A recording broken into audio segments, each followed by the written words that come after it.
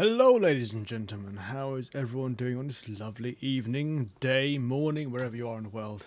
My name's Tav, or the Eighth One. Welcome to my channel. If this is the first time being here, you've come in for a very exciting time. You see, this is a series called Infectious Thoughts. And, hey, yo, Pando, how's it going, my man? This is a series where I originally started it because I was curious about how other streamers and content creators got to where they got, to see if I can try and snab a few of their ideas or techniques about how to get better. But then again, as time went on, I kind of looked at it and thought to myself, do you know what? I'm not really doing it for that. I'm just doing it because I'm nosy. So here I am being nosy with another person today, and this person, literally, I have no idea how on earth I came across him.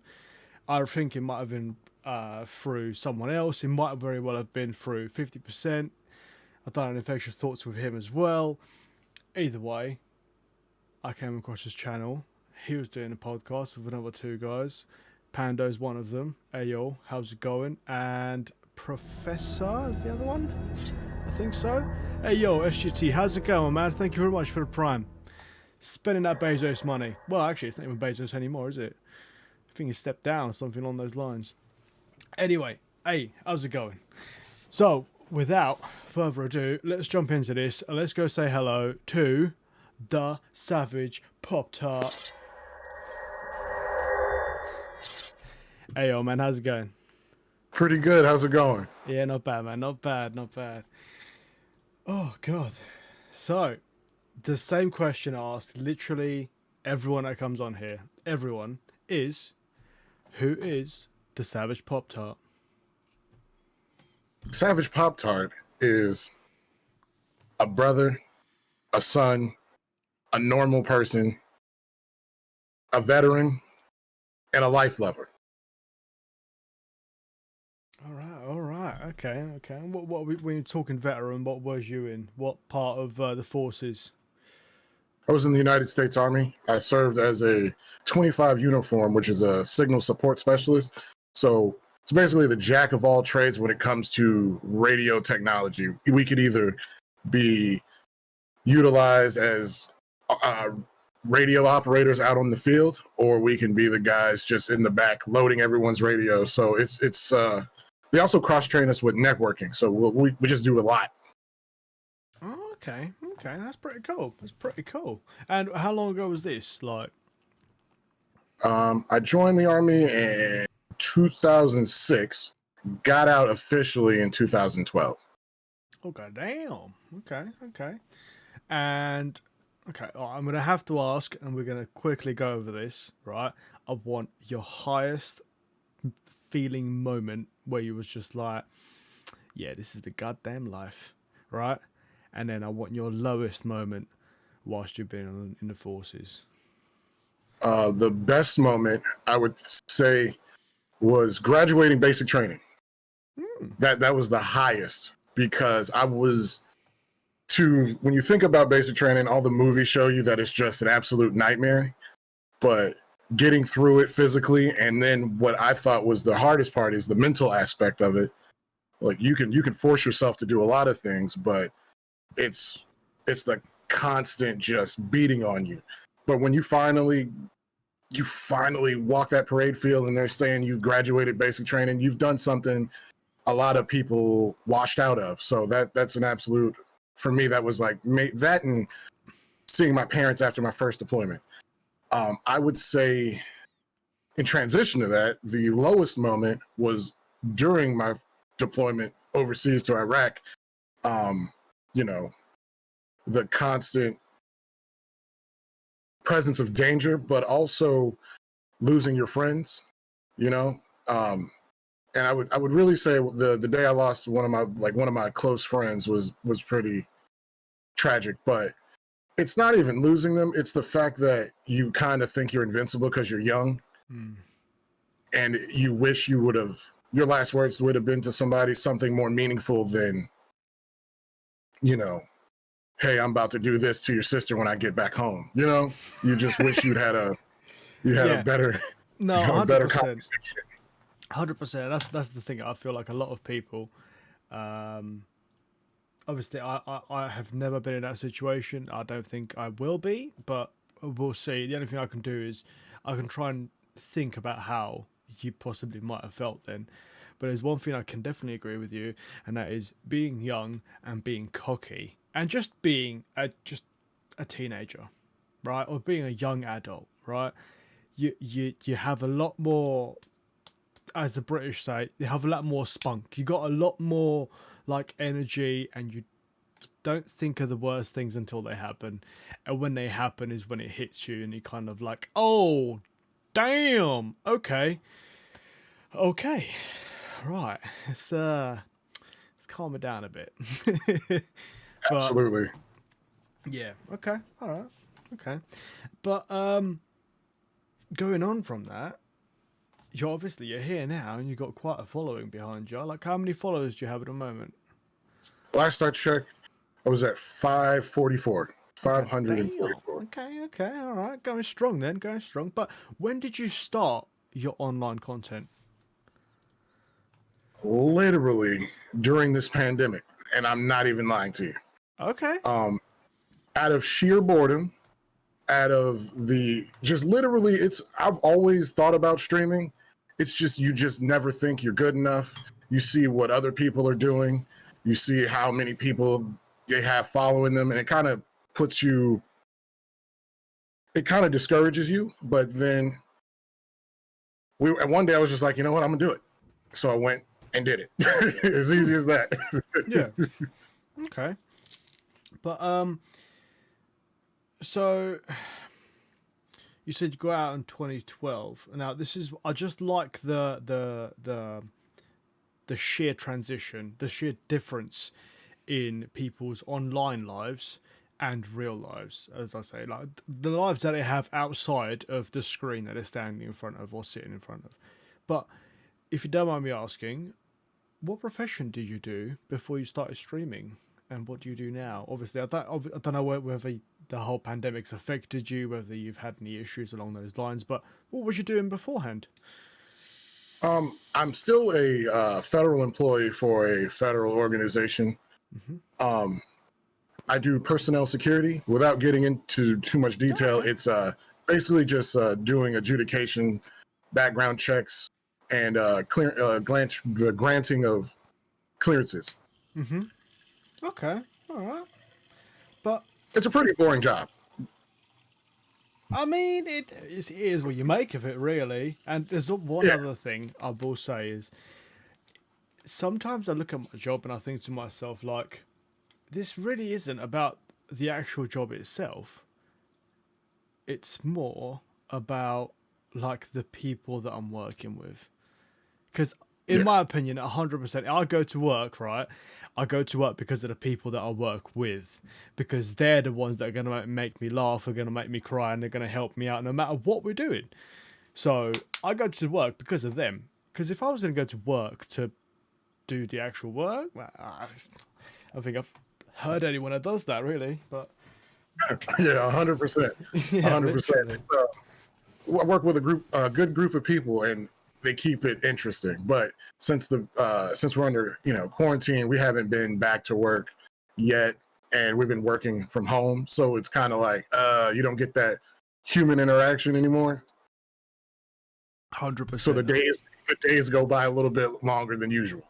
Oh no, 100%. Like when I was put on furlough, I was at home and I was like, I don't know what to do with myself. And I literally, I was asked at once, "What day is it today?" I was like, "Oh, I don't know, Friday." It was a Wednesday. It was a Wednesday, man. Oh, Like all the gap between a days just kind of merged, and I was like, I don't even know what day it is. I don't even care. Like, it's insane. It's just insane. oh god. But so what made you? Now, it's a kind of like a two-part question. So, what made you go live that very first time, and then what made you think to yourself, do you know what? Yeah, I really enjoyed that. Like, or I'm curious about something. I want to do that again. So what was the reason for your first stream? And then what was the reason for your second stream? Also, So follow Jason. yeah, I would say my first stream, I was streaming on a complete what is it? A program that's no longer in business, and I did that because I looked at Twitch like it was the big leagues. I said, "Oh, I'm not ready for that yet." So I did it just to do it, and it was for me. It was going to be my therapy, my self therapy. I'm kind of an introvert. Hard to believe when you see me online, but I'm kind of an introvert, and I want to, and as I get older, I don't want to be that introverted person anymore. I wanted people to see, me. But the second one was literally the second stream literally happened because I said I did it once. I'm doing it again. I'm going to stay consistent. Okay. All right. Okay. And obviously you've been streaming for quite a while, so you must have made a few changes along the way. And going on from that, you must be able to look at your own content and just kind of be like, right, okay, it looks okay, but I don't like the way that sits there. I'm going to move it to that side, and I don't like the fact that I sound like this. I'm going to change how I sound. So going from that, do you like watching your own content? I do, because I literally see the progression from when I first started out. It was tragically trash. like the quality was so bad. But thanks to people like Pando Commando and 50% Gaming, like they give me tips and helped me get my software side of and just visuals together. Like they really had a lot of tips. They really helped out. And I even went and upgraded some of this hardware because what I started out with was the bare minimum, Hey, but we'll get onto that later. Don't you worry about that. it was so bad. But I literally like watching my old stuff, like watching where I came from, because especially when you get into your older VODs and you literally are just streaming to no one, to where you're watching your old VODs and you can just see people talking. You see the chat just people watching you, talking to each other. It's beautiful, 100%. That's one of the main reasons why I'm kind of glad that I actually chose Twitch instead of anything else, because of quite literally, yes, thank you very much, Paul. Interaction, and that's literally it, right? The interaction that you have on Twitch and the interaction that happens is just, I feel like for other platforms, and I've seen all of them. I've seen Mixer, and I've seen YouTube, and I've seen Facebook.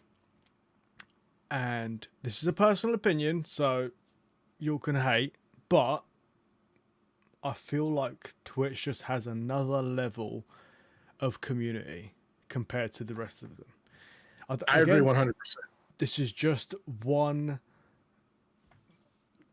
It's just one really weird but really well connected community. Honestly, I love it. And to piggyback off that, I also, after being on other platforms, have to agree with you, but also add, I feel like Twitch gives your community, like gives you more of an opportunity to highlight and showcase your community and like give the community an opportunity to be recognized appropriately. I don't really see that anywhere else. Really? Okay.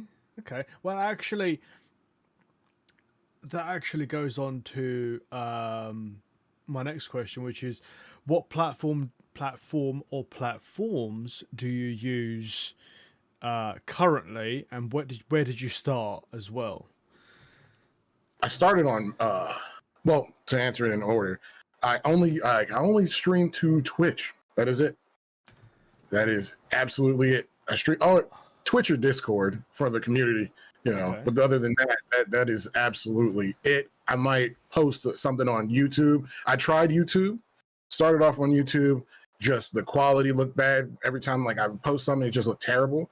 And then I also started with I used Facebook, didn't like it. I felt like the quality was bad.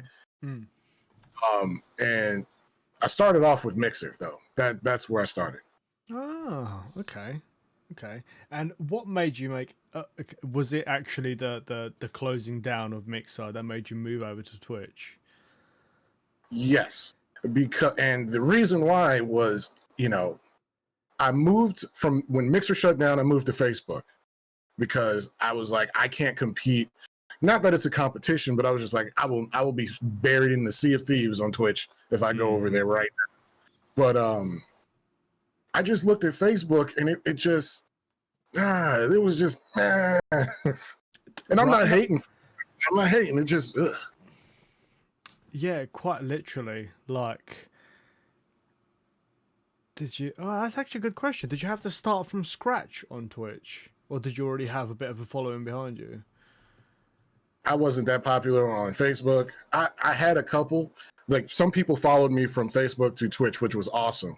But I would say 90% of my growth that I've had came with Twitch. And I did have to start over though. I didn't even in Facebook, I didn't have a logo really. I was like going through Pixlr online, making stuff myself. you know. Can you just quickly comment anything in chat? Got you. One second. It would help if I had it open. I'm a loser. You're good. Sorry, Pando. Links are banned in my chat because I have so many people that, like quite literally posting, "Hey, do you want to be famous?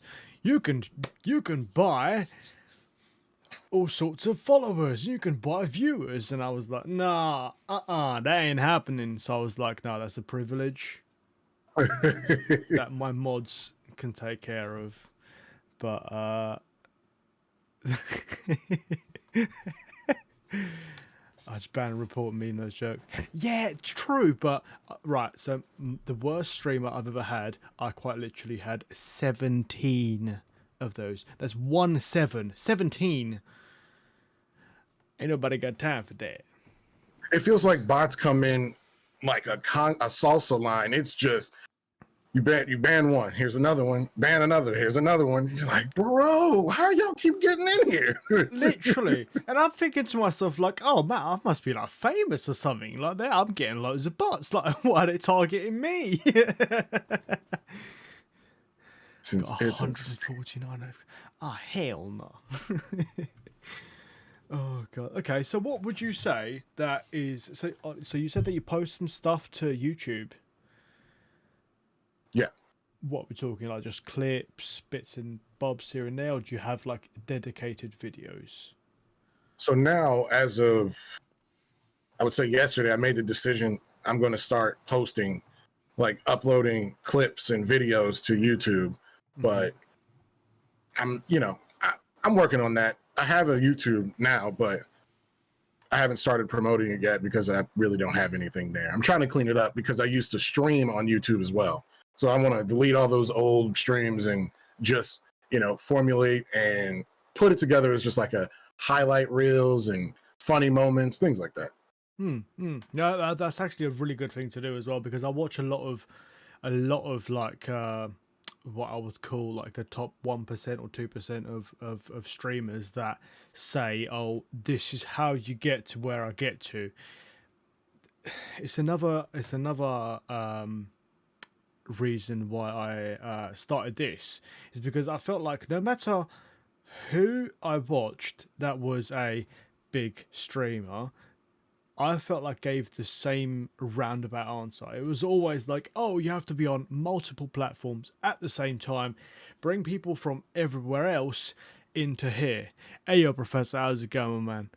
And I literally, that's one of the reasons why I've started posting a lot of these interviews to YouTube. And I'm going to start posting similar to you, clips and funny moments and stuff like that to my main YouTube, and I've got two channels, and I've got one that's going to be for my long form content, like full length streams. For some people that like to listen to those or watch them in their free time, like I've got, for example, Paul. He can't always be here for my streams because he does university and he does loads of programming, and he can't always catch me, but he'll listen to my stream. And Yeah. unlike Twitch, YouTube has got discoverability, and I've thought about doing the same to Facebook as well, but there's only so much one person can do without getting burnt out.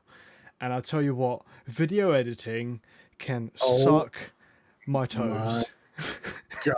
And that's what I was just about to piggyback off of that and say, those the top 1% of Twitch streamers have a team of editors with them as well. And I'm like, I gotta chop this stuff up, edit the videos. One guy, one person, bro. That is and I know it's first world. It's first world issues, but good night. That's a whole nother job on top of having a real job streaming. That's a third job. Literally, like I've thought, you know what?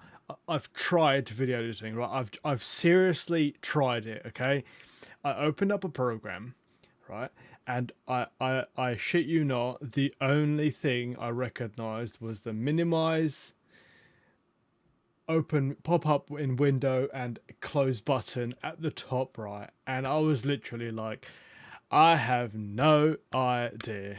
But that's cool, Varys. I'll see you later. You're gonna catch this on YouTube, my man. Don't worry about it, even if you can't stay here forever. And even for those that are in here, they're gonna have to go away for the time being, for whatever reason. Have no worries. It's being recorded. It is going to be uploaded to my YouTube. Thank you very much, Paul. There are the links. And when this is uploaded, you're going to have all of my links, as well as the lovely gentleman next to me. All of his links as well. And depending on whether he's got it all sorted out, might even have his YouTube link there. But we'll see. We'll see.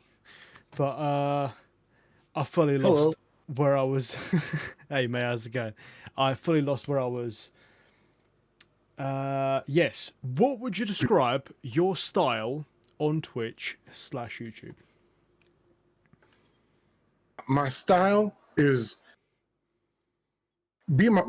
as corny as it may sound or cliche, just to be myself, not try to portray a character. I don't want I don't want to box myself into, he's the wild man on Twitch, or he's just the absolute guy with no personality. I have a personality, and I just want to promote positivity, but not be overly positive, and embrace the negative without being overly negative. I don't want to be the controversial guy.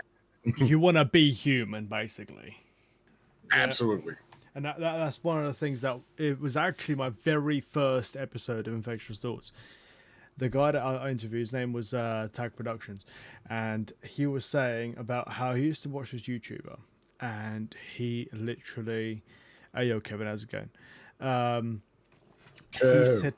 He said to me that the person that he watched on YouTube that he met in real life was the same person.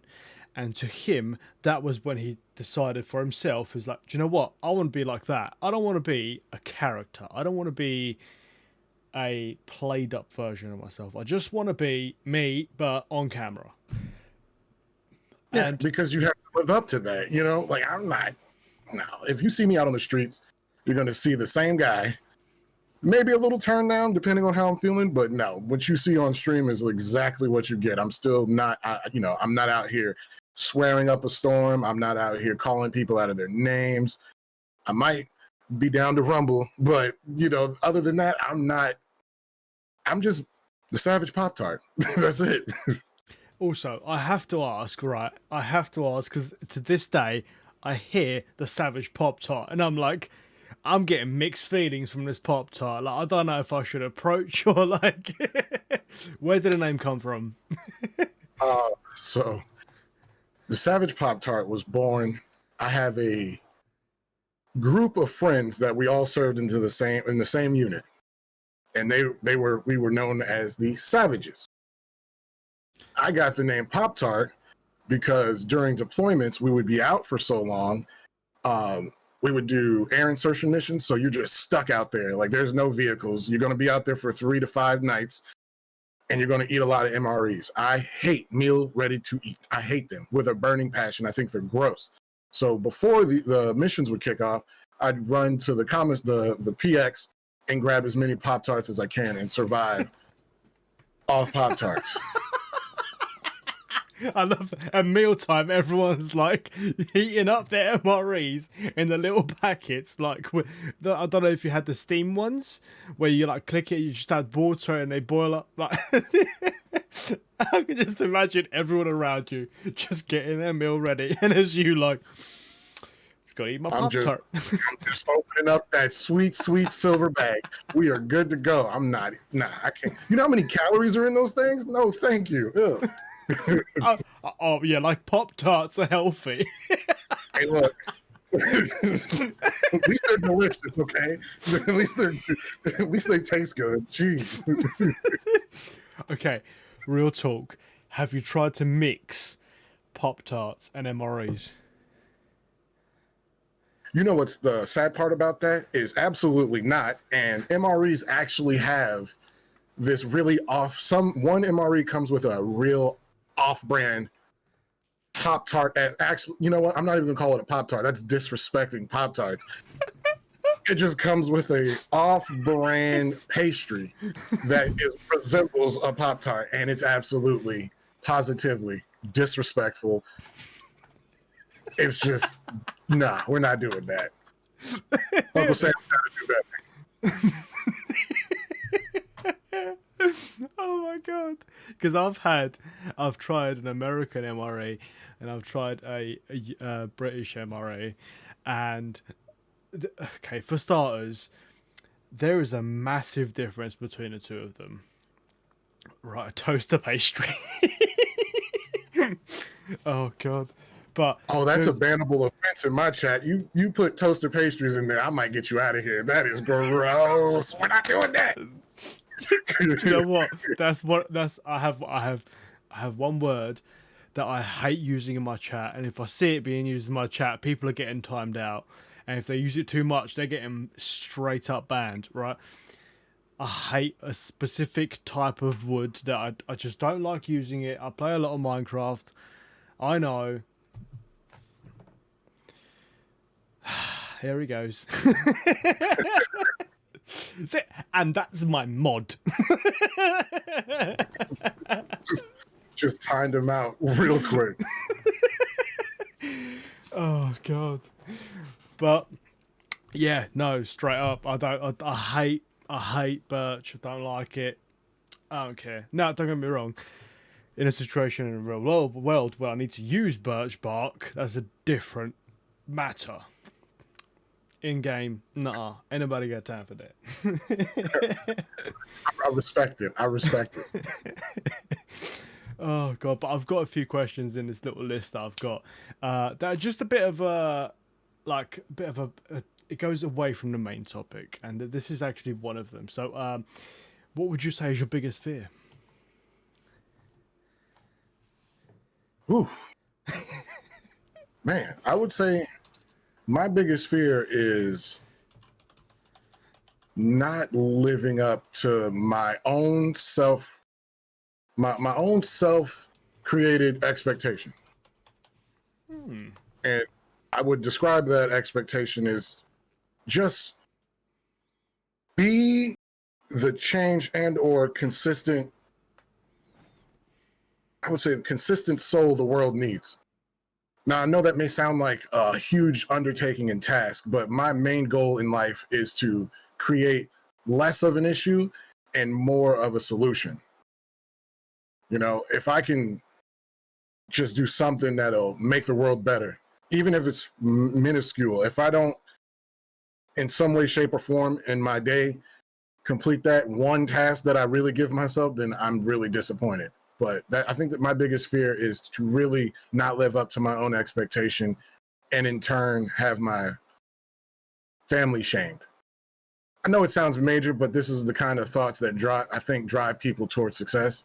You know what I mean? Like, I hold myself very accountable, to detriment at times too. I wouldn't suggest people hold themselves to a ridiculous standard, because you will disappoint yourself. But Okay, yeah. As far as fears that I've heard on a show go, that's a respectable fear. I've got time for that. I've got time for that. But changing up the pace. So, you were about to cover this earlier, but what hardware did you start off with in comparison to what you have now? I'm talking PC parts, I'm talking chairs, I'm talking sofas in the background, and I'm talking lighting. What have you changed? What have you started with? Let's go. Roger. So I started with an Xbox. Oh, hell no. I started streaming with an Xbox, and it was just disgusting. So then I went and I had a PC put together. Like, I went and built it myself. I bought all the parts. I had a 2060 NVIDIA 2060. I had 8 gigabytes of RAM. I had a Ryzen 5. What is it? I don't even remember what it was. It was a Ryzen 5, and I had this really outdated case, like from back in the early 2000s, where everything was shaped like a Gundam. It looked like a Gundam. It was trash, and it was so bad. Like, you could tell. Like, you can literally go back and look at some of my old videos and go, "Geez." So I didn't have any lighting. There was nothing in this room, But then I told myself, you know what? If you want people to follow, you want people to watch you, you have to upgrade. So the first upgrade I made was I went and cleaned out the junk room in my house. So there, most houses have junk rooms where you just keep a bunch of just stuff you don't want to throw away. But I went out, cleaned this up, took a whole 2 days. I went to my local IKEA, went and bought some furniture. Like, as you see now, furniture like the couches and this stuff and whatever. And I went on Amazon, bought some lighting, because I was watching Twitch streamers. I was like, man, that lighting is great. That background lighting is awesome. And I went and just now for my PC, I'm running a Ryzen 7. Would be a 5950 if I could get my hands on it. Yeah. And I have 64 gigs of RAM. I'm also running a gigabyte 3080 overclocked. I got 2 Scepter 32-inch 185 hertz monitors. I even upgraded my webcam, because the webcam I had before was trash. And I'm using I upgraded to the Lee 011 Razer edition case. The XL, right? Yes. Hey, my man, we're using the same case. I think it's beautiful. I also even went and bought a 360 millimeter AIO. We're out here. Okay, right. Okay, this is going to be a bit of a mind fuck for me if you're going to get the one I want to get. Is it the Kraken by NZXT? No, it's not the Kraken. I actually looked at that. It's not the Kraken. I actually wish I remember what the name was, but it has the RGB on the actual cooler itself, but it comes with a silver plate with a face on it that looks like you're looking into infinity. So it's pretty awesome. Oh, it's the Lian Lee version. Spent a pretty penny. I was out here just saving up, eating ramen just to upgrade. Is that plate magnetic that you can just take it off by any chance? Yeah, you can take it off and push it back in. It's a Leanne Lee one. Yeah, I know exactly what you're talking about because I was thinking about it. I was like, Leanne Lee Case, Leanne Lee Cooler, they could go together. But then I looked at the Kraken and I was like, but it's got a pretty screen. That Kraken is. When I was shopping, I was like, I went to my local micro center and I said, "Cool, that price though." Yeah, but I mean, it's got a pretty screen. Like, You got to have the pretty screen. I've even right? come to the realization that I may have in my upcoming streams like a PC camera where it's just focused on my beautiful computer. I saw a meme. I saw a meme today that was literally like, "Yo, I feel that," and it's a picture of two people just staring forward, but one of them is just looking at the other person, just like in admiration, and it had writing over it saying, "The person that's just sitting there, just looking forward, going my PC," and then the person sitting there admiring it. Me for no reason, just stand there, look at it, be like, "Oh god damn, you're sexy, bitch!" Like, What color do I want to make the inside of it today? right? Oh my god! Right, we all know white extra FPS. You know what I'm talking about? RGB. You gotta have it. You gotta have it. Just you gotta have If it. you have RGB, you get more FPS, or if you have an all white build, you have maximum FPS.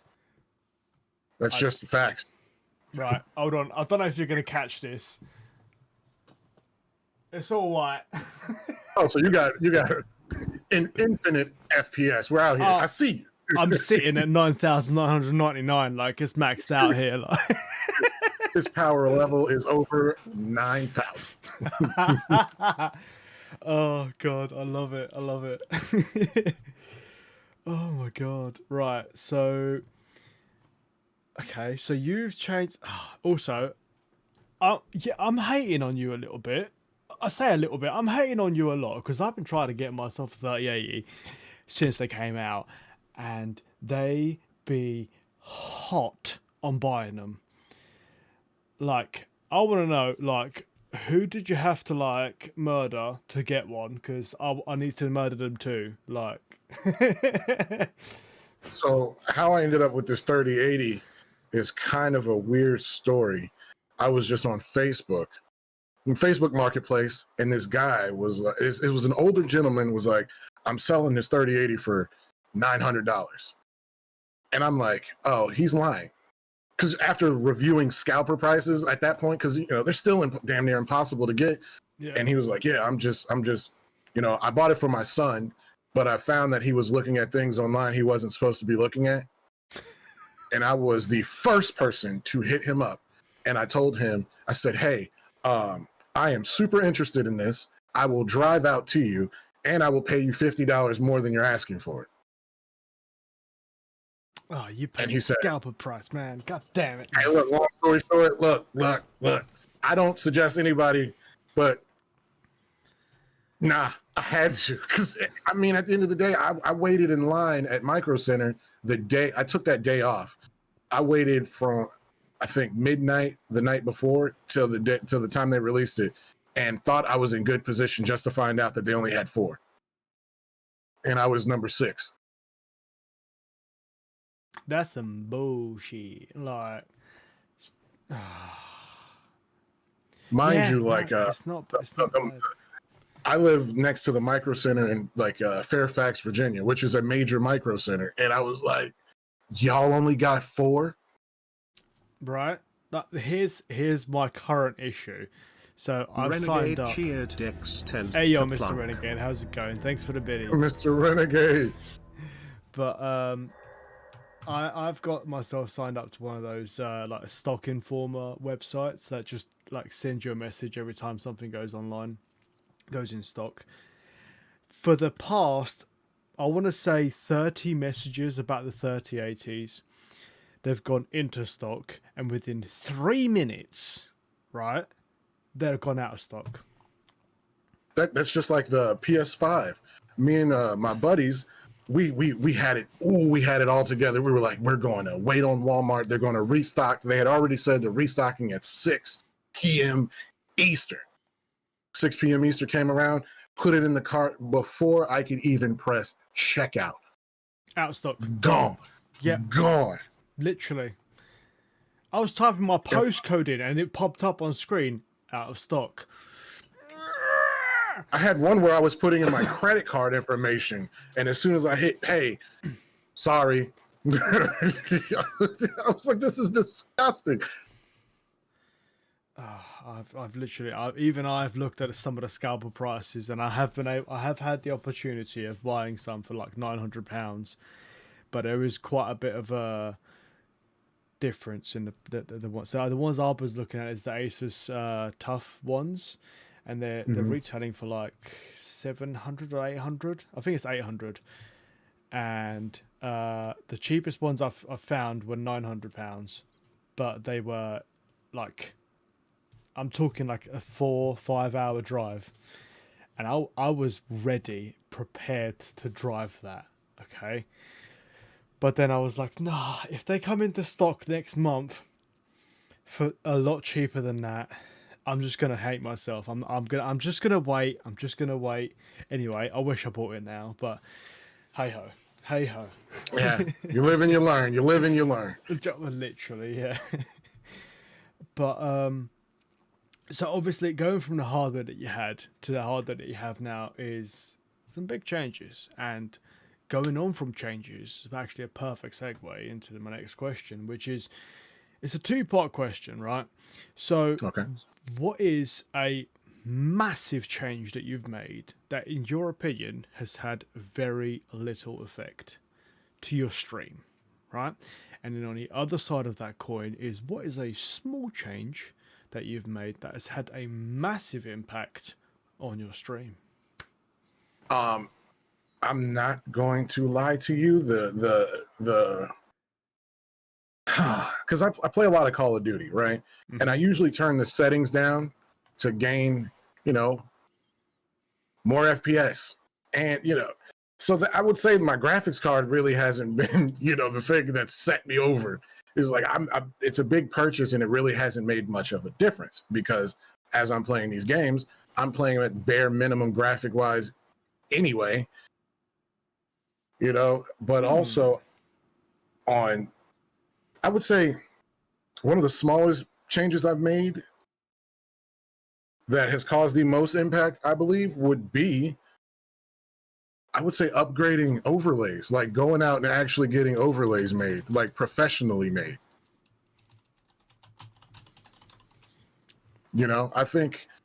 I know some people like the clean look, and sometimes you'll see me cleaner, and but I really think people enjoy the visual presence of like something, because my old overlays were trash, so I threw those out. But once I got serious and had a real logo made, something people can actually laugh at and have a good time looking at, like, come on, it's the Savage Pop. It's an angry Pop-Tart. Like, what is not to love about that? Right. I think that, and I really do attribute that to the growth I've had, because it's just an angry Pop-Tart, and harkens to people to like their childhood, or you could be like me and still be eating Pop-Tarts to this day, but we've all, most people have had an experience with a Pop-Tart. They either loved it or hated it. And yes, Paul, he did say that he plays on minimum with the 3080, and I feel like the reason, right, so hold on a second. So what FPS are you getting out of your 3080 on your stream on your Call of Duty? On average. So I have it maxed to my monitor, so it's like 185. It's 185. I probably could turn it up. I just don't. But when I'm playing offline by myself, like Horizon Zero Dawn, I have that maxed out, because I'm, if I'm playing a game by myself, then I'm going to enjoy it. But especially like Call of Duty, I usually just turn the settings down. I know that's going to make people upset, but hey. One thing I will say is, what streaming software do you use? Do you use Streamlabs, or do you use OBS? Do you use Stream Elements OBS? I use Streamlabs. Use Streamlabs. Right. Well, I used to use Streamlabs. I use OBS. Like I downgraded. That's a personal attack here, man. Because I use OBS, right? And sometimes it's your OBS settings that really do change everything. He's gone at the moment, but it's all good. It's all good. So I'll carry on talking. So I feel like before I actually set myself up fully with my settings that I have on my OBS, I wasn't able to get as much FPS out of my games as I currently do. Don't get me wrong, I am still bottlenecked by my graphics card. I have literally the entry level NVENC encoder NVIDIA graphics card, and that is a GeForce GTX 1660 standard, not TI. Like, it is about as budget as it can be, and honestly, it had to do with the settings that I was running on OBS. You know, I would just like to first off just think Pando Commando, because when I first started streaming, all my settings were jacked up. He said, "Bro, you have all this stuff." He's like, "And your stream looks like this." I was like, "Damn, like how bad is it?" You know, called me out. But we did. He called me on. He's like, "Hey, I got time. I'm gonna give you a call." Called me on Discord and ran me through everything. And since that day, I can't say thank you enough, because it was just it just looks way better. And you can literally tell when we had that phone call, because it just, the next stream it was like, oh, you had people in chat like, oh, it looks way better. I'm like, oh, was it that bad? That's because it's hard to see your shortcomings. You have to have somebody else, hey, and I think that's a true friend. You don't need yes men around you. You need somebody to tell you it like it is. Like, hey, this looks terrible, and you could do better than that. Literally, and I appreciate those people that I have close to me, right? Not just trolls out there, right? That literally say to me, "Hey, yo, it looks shit." Like, they tell me, like, you sound like trash. You look like trash, but they can follow it up with, but if you do this, you can look better. And I'm like, okay, how? And I actually, so my editor is actually my very close friend, and I've started streaming with him, and I've known him in real life for years and years and years. And I have brought this man to the point of where he's permanently set his Discord status to TAV support mode off. Do you know how much you have to hound a guy with tech support for him to permanently set his Discord status? Like, look, you're basically saying, I taught you, I can teach you. It's on you now. But I mean, that's the beauty of having people that want to help you succeed and want to see you do well, And I think that's a lot of that's one thing a lot of people overlook, but that's another thing that a lot of people wish they had is if it's only one person, it's some type of support system. 100%. And I do really, I genuinely feel like I've made a few very close connections with people online through Twitch that I wouldn't be where I am if it wasn't for them. Absolutely. Straight up. Like, I wouldn't have the following I have now if it wasn't for my close friend, Nitro Storm. If he didn't raid me one night and recommend me to another server, I wouldn't be here. I wouldn't have that. You know what's crazy about that is the exact same thing that happened to me. I was about to give up streaming. Someone showed up. Princess Lazy. I was wearing a bulletproof vest playing Call of Duty. We had a conversation while I was playing, and she was like, yeah, we'll be back. We're going to cook dinner. Next thing I know, I'm being raided by Princess Lazy and 50% Gaming. And I told I tell this story, and he's like, stop it, stop it, you're great, yeah, you're gonna do well anyway. But no, that gave me such a confident boost to keep going. And he recommended me to his own community, you know, and that's the type of stuff you never forget and you will never not appreciate. Like I was legitimately going to stop streaming. I really was. I said, oh, this isn't working out, blah, blah, blah. That's the first time I'd ever been rated. And it just, I don't know, it just gave me such a boost that I was like, hey, this is great. And I still rock with 50 and Princess Lazy till this day.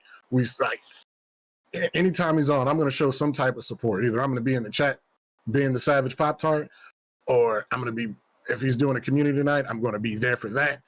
And it's not just a, you know, oh, I have to repay you. It's no. I'm legitimately, I feel like we've legitimately built a good rapport, great relationship, and they're just an all-around great group of humans. Just an awesome person. I really appreciate it. And I've done an interview with 50, with Princess Lazy. I've also done an interview with Mr. Gatsu as well, and I've done Lazy Glassman, and I've done a whole load of them. And every single person, apart from them, they literally all say they are great human beings. Every single one of them. Now, the fact that they are able to have that many people say that much good things about them, it just goes to show they are just built right. Okay, they're great. Now, don't get me wrong. With 50, and I've told him this as I was like doing my stream. Right, you have to concentrate on how much he speaks to try and like absorb the information coming at you. Like, I love him for it because he's absolutely hilarious and he's brilliant, but the guy's like got too much energy, man. I want to know what he's on. Like, There's some people you're just gonna go, man, that person is ultimately full of life. And when you watch a 50 stream, you see it right there in front of you. literally, you're just like, this dude is going. You're like, all right, I respect it. like he's in a constant wheelie. Like he is going. He has got no intention to stop. And then on the other side of that coin, how chilled Lazy is. Oh, it's a stark contrast.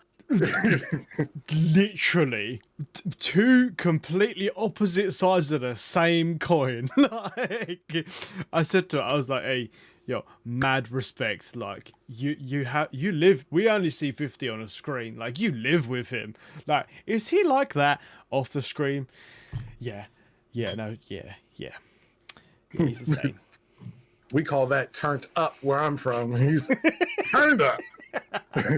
And I love it. It's because it's just great energy. You can be having a really bad day, hop in there in 50s and on a 50 stream, and you're gonna be like, you know what?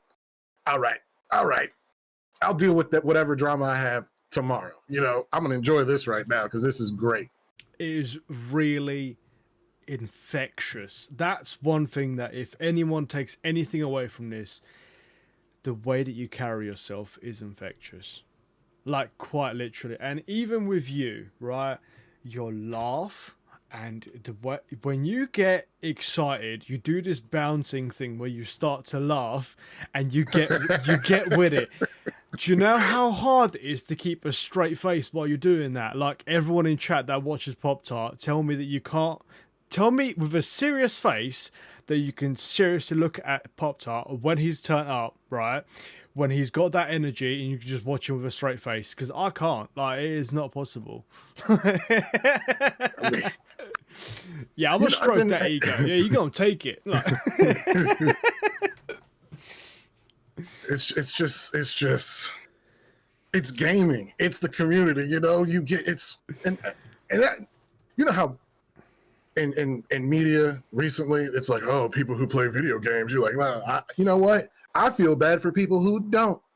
You know what I mean? I really do. Right? Like, quite literally. Like, I see some people out there like my boss. Oh, no, not even my boss. Like I just see the people out there in general, and I think to myself like, you could really do with like a couple of rounds of zombies just to let out some of that anger. But they just it, see. it's it's because it was negative, like the negative stereotype and the negative connotation, Mm-hmm. like, oh, every other week they're trying to blame video games for something that happens in the world. But also I think it's kind of been pushed into a box because of sheer jealousy. Like, we're most people have to make connections face to face. Oh, I have to meet this person here at a bar, or I have to meet this person at a club, or I got these new friends at work. I make connections, and I make cultivate relationships doing the same thing as you, but I also have a way wider, way more populated reach to actually make a connection with somebody else enjoying the same thing. 100%. And that's another thing. Like you said earlier, that you consider yourself to be an introvert, and you consider your personality being very introverted. Well, not very, but just introverted, right? Having the comfort of being behind a screen can really help a lot of those people, and a lot of people like you that don't have that face-to-face energy and confidence to be able to approach someone and be like, "Hey, how you doing? My name's so and so," right? I can personally say that streaming has changed the way that I approach people and the way I listen to people and the way that I conduct myself in an everyday conversation. And that is actually going to be one of the next questions I ask, which is, and I'll let you think about this one, but that is, uh, how has streaming influenced your personal traits inside the online world and outside the online world? And before you answer that, I'm going to give you some time to think about it, because this is one thing that I always say to every single content creator out there, and that is streamer burnout and content creator burnout is real. It is real. And this is another reason why every hour of my podcast or my vodcast, whatever this is, right? I try and have a quick little 10-minute break where people can stretch their back, grab a snack if need be, have a nap, and just stretch. Because being stuck on a chair continuously for hours looking at a screen ain't always the best thing for you. So take a little break, and we'll meet everyone back here in 10 minutes, and then you can answer that question. Roger that. See you in 10, people.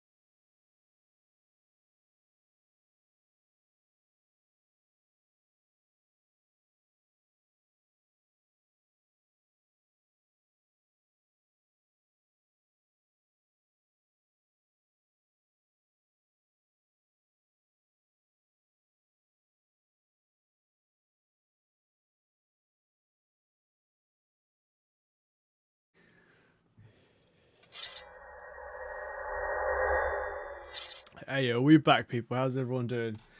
Hope everyone had a good break. I changed up the music a little bit. I went from lo-fi to a bit of some hip hop beats in the background. So I hope you enjoyed that. But yeah, Varys, hey, how's it going? Right, so Hey. before the break, I asked you how has your online presence changed your personal traits, online and offline? What have you got to bring to the table?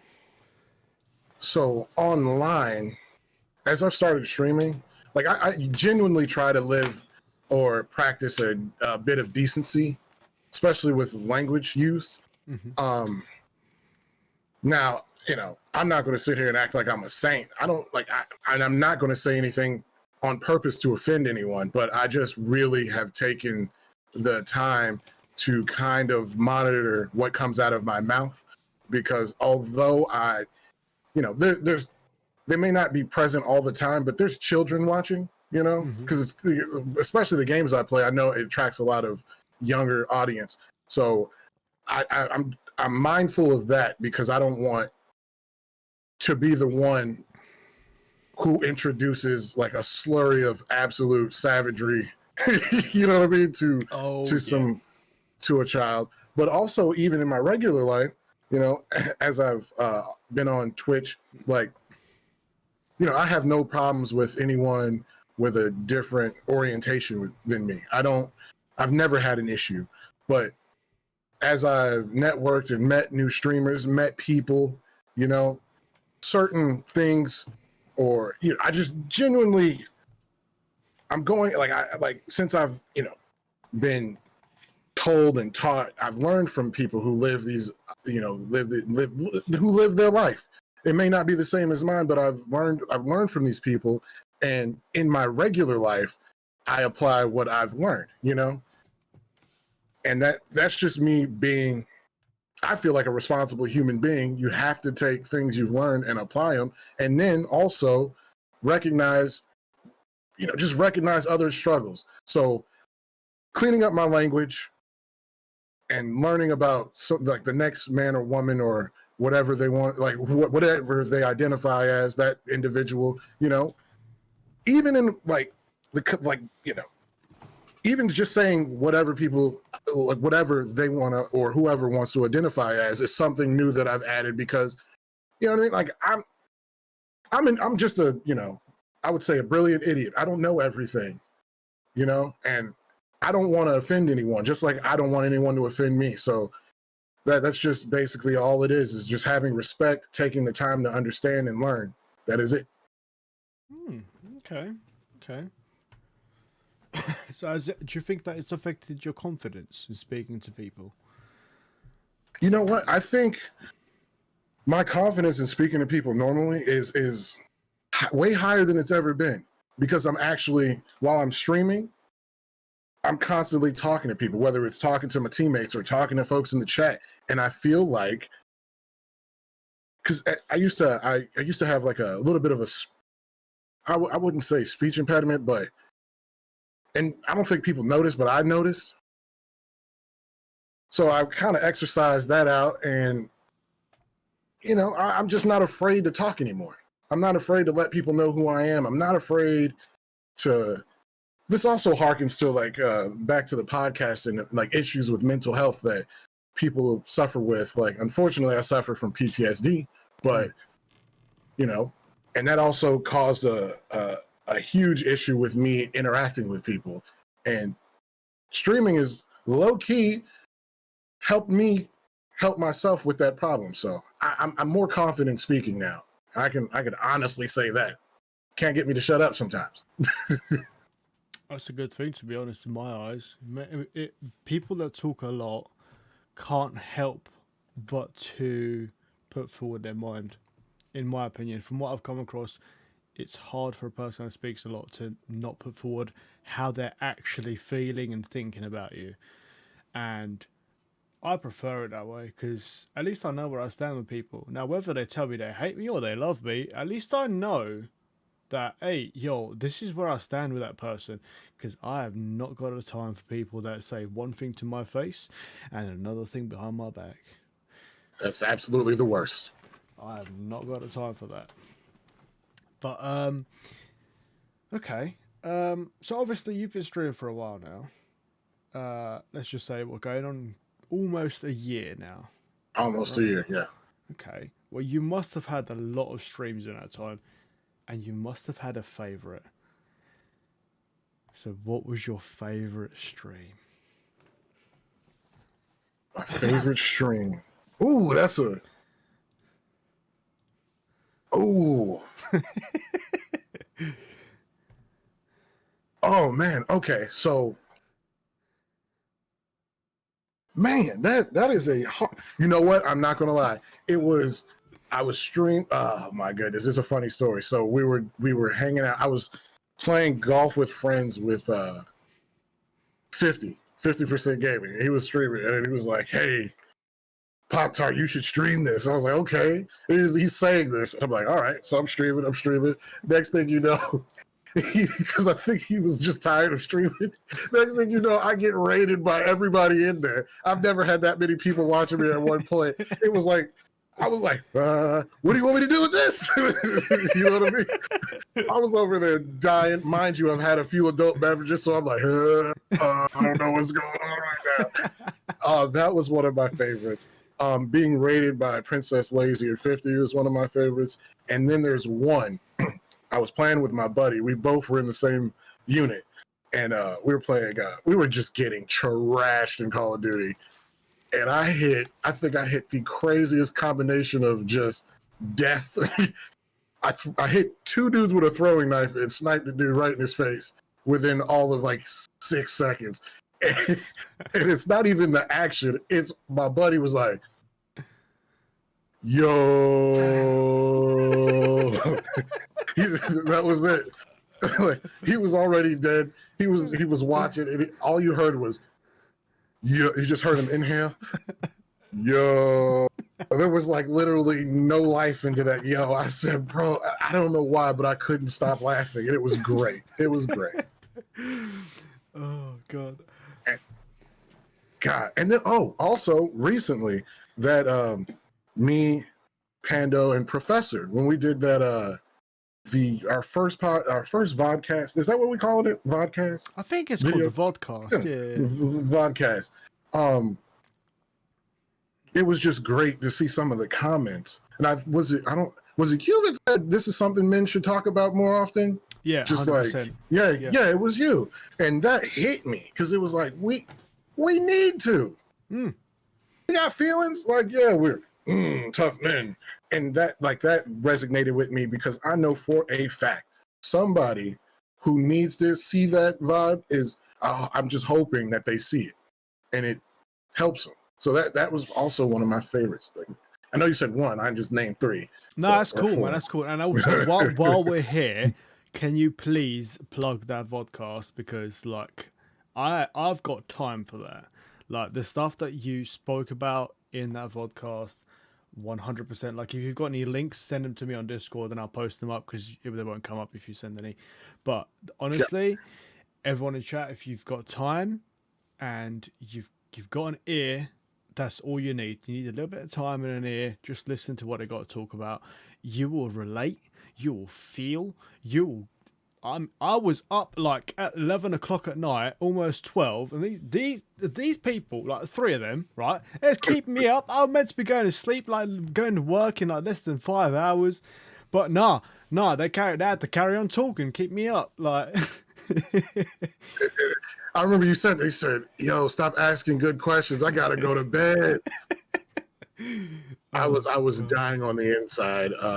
So it's I'm about to send it to you now. Yeah, go on. PST Tuesday.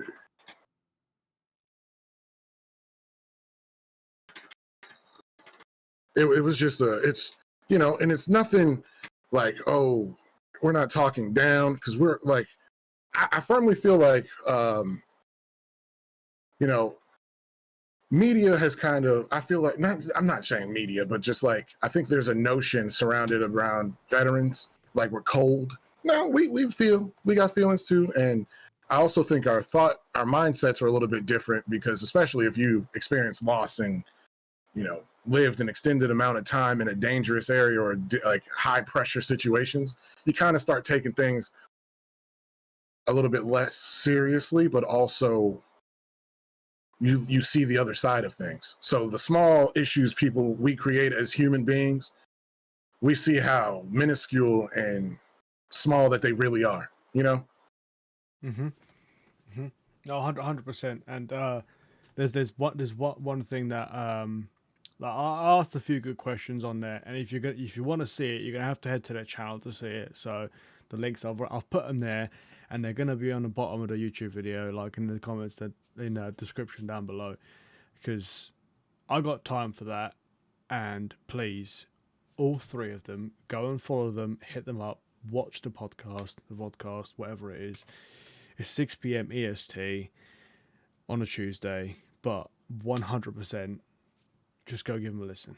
Trust me, it's gonna be worth your time, 100%. But appreciate that. No. I appreciate that. All right.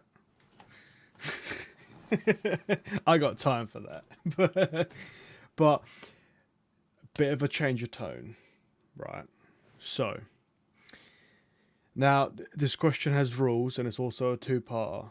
But who have you worked with or streamed with or collaborated with online that you thought was like, wow, they're an absolute inspiration, or they've got something that I like it, and I want it. I want more of that, and I just think they're really cool, right?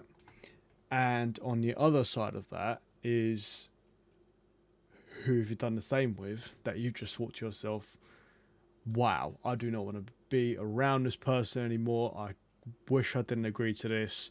I do not like this. They are an absolute arse hat.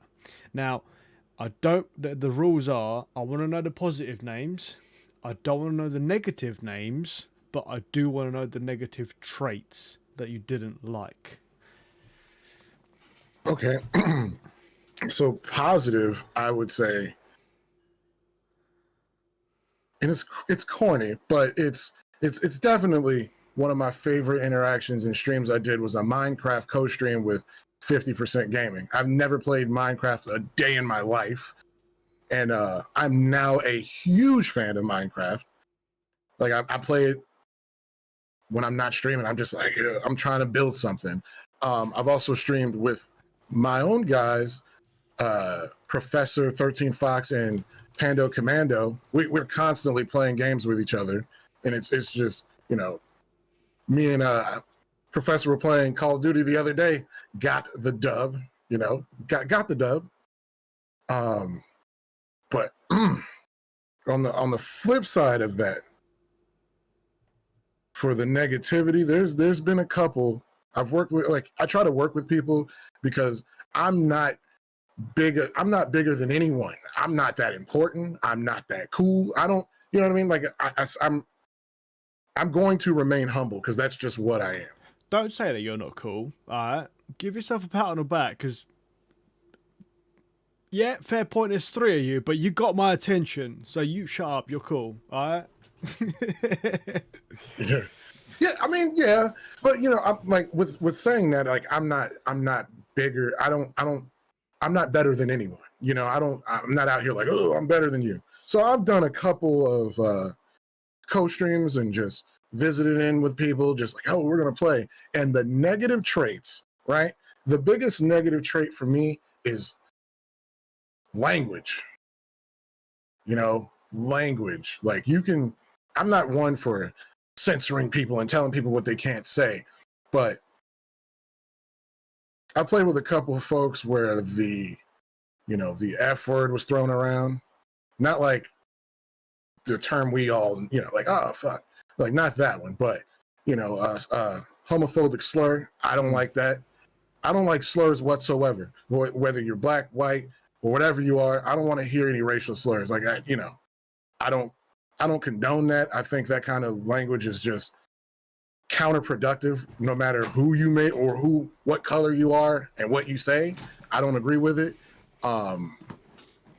And then you just have people that I've helped somebody promote a giveaway. I'll never work with this person again. I helped this person promote a giveaway and they never gave anything away.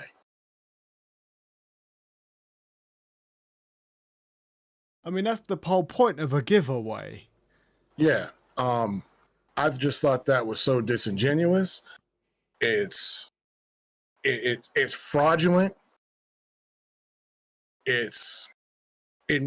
Luckily for me, I wasn't the one like, hey, I wasn't just like, oh, I'm not the one giving anything away, but I was helping push this whole thing. And I had people, like, hey man, such and such was doing, like, that giveaway you told me about, I was in there and we were doing X, Y, and Z.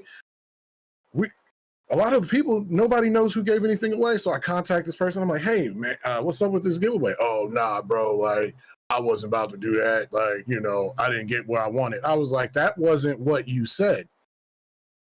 Be a man of your word. I'll never work with you again. First off, I'm unfollowing. Like, that's first and foremost. Don't talk to me. Don't hit me on Discord. Don't do anything. I don't want to be a part of that.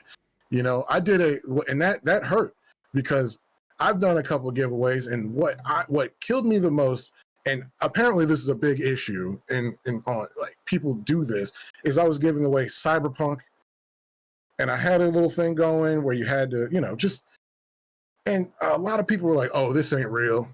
Oh, this isn't real. He's not going to give them away. Well, too bad, because 2 people got the copies of Cyberpunk 20. I can't be blamed for, the state of the game, but 2 people got it and you didn't. So, but that killed. But other than that, I haven't really run into too many negative people, like too many bad. I haven't had too much bad, but those 2 instances kind of stick out because it's just, I don't want to hear a racial slur every other word, and I damn sure don't want to be around somebody who's not a man of their word. Yeah, 100%. I got time for that. And to be honest, if I was going to be part of a promotion or even being a stream, right, and they're saying they're doing a giveaway and they don't do the giveaway, like, just straight out don't do the giveaway, because don't get me wrong, I am guilty of doing something very similar to that. Now, I've got them here, but I have my reasons, and I've explained to everyone my reasons, and they will be going out. But for my 27th birthday, I did... What's up, Lazy? Hey, Lazy, how's it going? He has been literally singing and praising about you.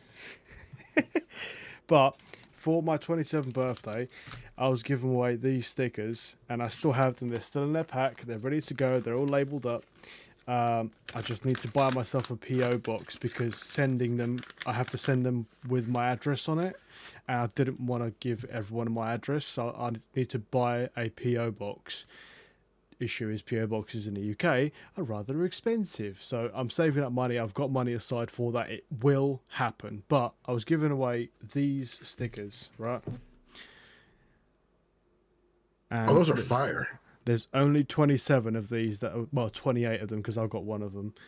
But there's only 28 of them that were ever made, and they're not going to be made again in this style anyway. And they're limited edition. They've all got their own message on the back of them. But 100%, if it was to go to the point of where I didn't give them away, I fully well expect to lose every single one of my followers without a shadow of a doubt. I'm sorry, similar to you, I have not got a time for disingenuous people. 100%. Yeah, but you know what? In that same token, you're not guilty of it at all, or even close, because you are keeping people updated. You let people know, hey, and we, it's just a normal human being can understand, like, hey, shipping things from a different country might have some issues, and if you're communicating that, then nobody can be upset. Like, hey, all right, I mean, I didn't have it yesterday. What's another day? But when you're just like closed off all communications, don't say nothing, and you're just genuinely a dick. You know what I mean? Oh, like that. yeah. that was just, I'll never do that. Like, if I'm ever going to get involved in something like that again, I'm just, now that I've I've been through it and I've learned from it, there's going to be some questions asked, some vetting done. Like, I'm just not going to hop on and attach myself to anything that quickly again. But that was when I was starting out and trying to network, and I kind of played myself, so to speak. Yeah, and that's one thing that a lot of like new creators, they feel like, oh, this person wants to work with me. Yes, 100%. I want to do that. I want to get on that, and they don't really do a lot of like background check essentially on them. Like, that's essentially what it is. Like, you don't really look at the person, you don't really ask about them, you don't really, and they're not gonna know that until it's gonna hit them in a bad way. Then they're gonna start doing it. So, little hints and tips, people. If you're gonna take part of anything, a co-stream, even if it's just a game, make sure the person you're going to be playing with is all right. Yeah, because you don't want to be in the middle of a stream and figure out somebody has like oh god, yeah, oh Jesus, yeah. Quite literally, yeah. Right, so got another one of these throwing off questions. So you're on death row. What is your last meal? I'm talking starters, mains, and dessert. Go. So, starters, I'm gonna have to go with. I need a nice shrimp cocktail. Ooh, Just a shrimp cocktail, and it better have a whole lot of sauce. I need that. I need that. What kind of sauce are you talking? What's that stuff called? The red stuff. Cocktail sauce. I'm an idiot. Good Lord. Yeah, cocktail sauce. I need that. Love it. And the shrimp's got to be cold. And I need it in a martini glass because I'm going out fancy. I'm going out fancy. For the main course, right? I'm gonna need 16-ounce ribeye, medium. Ooh, medium. Okay. That's been I like grilled food, but I need it pan seared for about maybe two minutes each side. But it was on the flip, it was basted in thyme and butter. That's what we're doing, thyme and butter with a baked potato and fully loaded baked potato and asparagus. And for dessert, I got to drink something. My mouth's starting to water, man. Like, yeah. Bacon wrapped asparagus, because I'm on death row, so I don't really care about calories or anything like that anyway. But for dessert, you already know I'm gonna hold true to the Savage Pop-Tart's name. I want the original OG flavor strawberry Pop-Tarts heated up with Blue Bunny birthday cake ice cream sandwiched in between two Pop-Tarts. I'm going out with a bang. I don't care. I got time for that. I got time for that. Okay. Right. I thought you were going to say, like, I want a stack of them. Just give me a Pop-Tart birthday cake ice cream sandwich. We're lit. Hey, yo, Pando's got you on that. I appreciate it. Oh, God. Okay, so back onto the online content. What would you think is something that you're good at and something that you're bad at? I think the best thing I'm good at is interactions. Interacting with the chat, interacting with whoever I'm playing with. I have time for everybody, Like, I'm not, if you take, especially when it comes to the chat, like I even say it in on my Twitch trailer, there's a million places you could be right now, a million Twitch channels you could be watching right now, but you're here watching me, and I appreciate you. And I make sure, like, it's my top priority to replicate my appreciation, because the last thing I want to do, and it's probably no fault of their own, but like the top 1% of streamers, like if I'm sitting in someone's stream and I'm watching and I just watch all these comments go by and nobody acknowledges anyone. I'm just like, damn, that's not cool, because they could be watching somebody else, you know? And one thing I think I'm terrible at, which is something everybody's like, oh, you're great. I feel like I'm not funny. You know what I mean? People tell me, they're like, yo, you're hilarious. I'm like, how? Do you know what? You are not alone. You are genuinely not alone, because the amount of times that I see myself making people laugh, and I can hear the fact that they're struggling to breathe because they're like trying to laugh too much and they start coughing and choking, and I'm like, but it's not that funny. Like, I don't consider myself to be like as funny as people do, and that's a trait that is very much like felt by a lot of like big time comedians and people in showbiz that are meant to be funny, and that's quite literally the same thing. So you're not alone in this, and it's not exactly a bad thing to do, because it just means that you're going to be trying your best to do better than what you think you are. Yeah, when you put it like that, that makes sense. But it's just mind-boggling, because I get that a lot. They're like, you're hilarious, and then it makes me think like, well, maybe I am funny. I should just keep what I'm doing, because if I actually tried to be funny, I'd be terrible at it. Yeah, do you know what?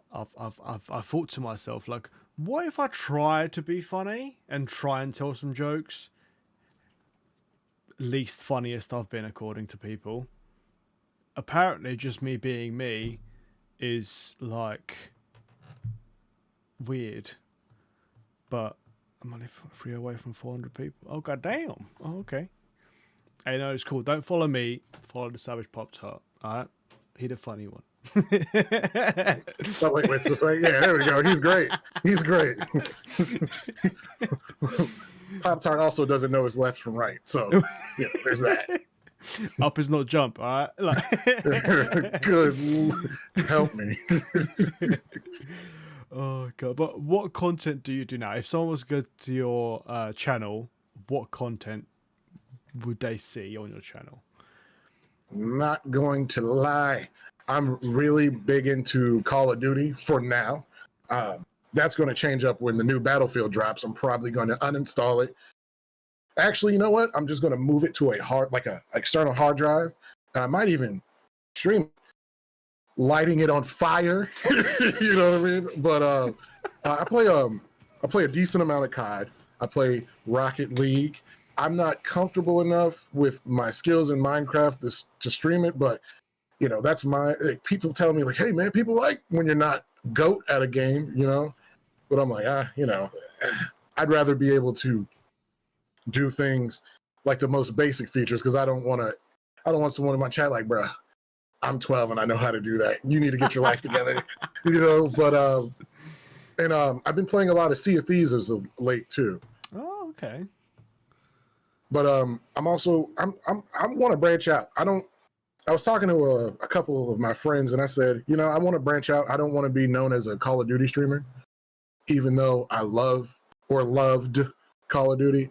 But I want to play games that I actually enjoy playing with my friends, like Rainbow Six Siege. You know, you know how much time I've spent playing Rainbow Six Siege? Too much to not be able to stream it. But the problem is, I was on console, and the transition from console to PC is probably outrageous. But yeah, in the future, people are going to see a whole lot more. Like, I'm not going to try to flood my channel with new games, but there's going to be some new games played soon. I'll say that. Okay. But you're always going to see me talking, like, just acting a fool, having a good time. That's a mainstay. Okay, all right, okay.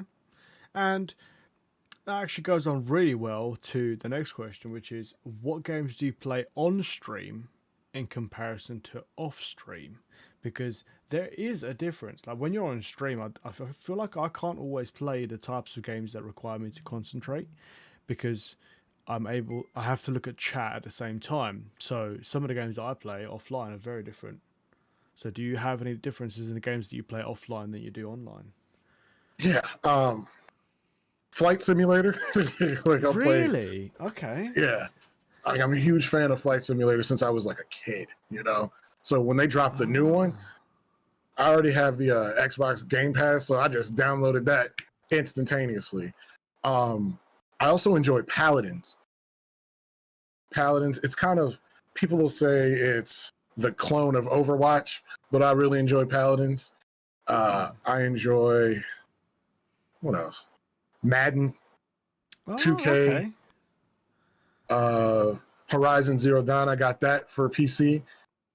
That's great. I really like a lot of like those really huge story games. Mm. So God of War, things like that. If I could get my hands on this PS5, I also just bought I have a Nintendo Switch, and what people don't know is I play a lot of Switch games when but like the Mario 3D All Stars, I'm on that. Mario Kart, I'm on that. I'm trash at that, but I still play it. I just ordered the new Mario and Bowser's Fury. I'm probably going to spend a substantial amount of time on that. And then when I have time and I just want to like vibe out, I'm going to play my Nintendo 64, and it will be Zelda Ocarina of Time. And I'm just going to be there. You won't even see me on Discord because I'm on an old TV with it. You know what I mean? So I play a lot of games. So Renegade saying, what about Half-Life? Like, hey, a face of the Oh, fire, Half-Life? I haven't played Half-Life in God knows how long. But the last time I played Half-Life, I was like a little kid, and those little sneaky alien things kept following me. They like walk up behind you, and you're like, ah, the head crabs. yeah, ooh. Yeah. Oh god. Hey Shivy, how's it going? And Kevin as well. How's it going, man?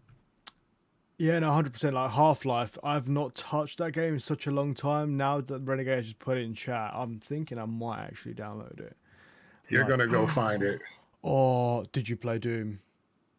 So I grew up with Doom in the household. Like my dad is a complete. I don't want to put his whole title out, but he's kind of like me.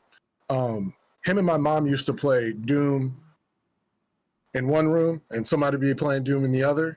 But as a kid, I loved Doom. But my favorite game was Wolfenstein. Hey, yo, I've got Wolfenstein. I've got it. Yes, the whole, like, it blew my mind. I bought the game. Spear of Destiny, all that. I've got it, and it blew my mind the second I opened the CD case. I was like, hey, yo, hold on, there's more than one. There's more than two? There's 7 CDs. What is going on? I love that, and similar to you, I love story, like heavy story games, storyline games. Like I love Fallout to the point of where I was actually looking at buying a Fallout bundle and playing it on stream because I love that. I've not played it in such a long time. I've even got a fully wearable Fallout helmet on a shelf there. You can't even see it because of the camera angle, but oh god, I love it. 100%. I lost my life with Fallout and Skyrim. I legitimately shunned my friends, shunned my parents. I was on Skyrim hard for no reason. Like this is Mr. Renegade, we can make it happen. Oh my goodness. fully wearable as well. Like it has got a space for a head in there. Like I'd love to be able to stream in this, but seeing out of this visor and this visor alone, That's a dead issue right there. oh, I still remember the IDKFA in Doom from like the old Doom. I still remember some of the codes you could put in. Oh my Just god, like, yo. I remember playing that on the old Xbox. Oh, not on the old Xbox. What am I talking about? I remember playing that on PC, man. Oh, that game. I always used to get to like one of the last levels. Oh god. Hey, Yes, Renegade's Renegade. Yes. In there. Yes. Oh my god. Hey, that'll be a hell of a throwback, a Doom stream. I even like the new Dooms. Like Doom 2016 was fire. This last one was fire. It's just, oh my God. I'm just a fan, you know, and I appreciate the amount of time and effort it takes to make a video game. Like, although some of us may complain, especially me with Call of Duty, but if I could tell a developer of a game, it would just be thank you. Thank you for all, you know, the time and effort, especially even though as in the community of gaming, I don't agree with crunching, but crunching and being away from your family, thank you, because you guys, they bring us so much joy. Like, oh my God. It's like, I remember coming home from school, like having an absolute hard time at school, right? Or college or whatever it was. I remember coming home and finishing like the 9th time I finished Skyrim and Oblivion, the Elder Scrolls, right? Just restarting a game because you just know you can, and you know you just love it so much. It was another world that I could be whoever I wanted to be in. But yeah, 100%. Thank you very much, developers. It's like the first time Hats off to you. you load up Halo, like Halo for the first time. You're just like, God. oh, this is different. The You're chills. like, ooh. Hey, yo, back in the day, hearing that menu music of like, that opera kicks in, and you're like, oh, it's time to go to work. Like, you know for a fact you're sitting on the end of your bed on a seat, like, I am ready to kill. I think at one point I told my mother, don't call me by my name. Call me 117. Refer to me as 117, please. Thank you. We're out here.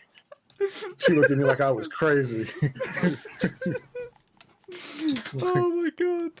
That's why I recently saw a tweet from, I think it said Elon Musk. He wants to make a real life version of the Warthog. I mean, that truck they came out with low key looked like a warthog. Right, but he wants to make like a real life version of it, and I was like, hey, yo, you don't realize the sales you're gonna get. Like, there's gonna be gamers specifically buying that car. Don't do that. I'm gonna be outside with no doors. It'll be snowing. I'm just getting it. What? All you're gonna hear on release day of the Warthogs being sold is that like playing on all of the Warthogs in the area. Oh my God, that's gonna be brilliant. Oh my God. I can't wait. If they make that happen, I'm gonna have to figure something out. Hey, no, please no, because I've been known to be a bad influence. It's got to happen. If they make it happen, it's happening. Oh God, Pando, please stop him! Don't please. Oh God, it looks like a puma. Oh hell no, they're getting booted. Oh God, right. Well, actually, I'm gonna ask you this question, and then we're gonna go on another break because we are actually approaching hour 2 of this. So, after the break, what we're gonna do is I want you to answer the question of where do you see your brand, your channel going towards. I don't want to know your end goal, because I feel like if someone sets themselves an end goal, once they reach it, they're like, okay, well, I'm here, I don't know what to do next. No, I want to know what is your next big milestone. And I'm not talking like 1,000 followers. No. I'm talking like 10,000 or something big. What is your next big milestone? But we'll answer that after the break, ladies and gentlemen. Go have a drink, go have a snack, go stretch your back, have a nap, and we'll see you when we get back. Thank you very much for the Prime Sub Gaming, Shiv. Thank you very much.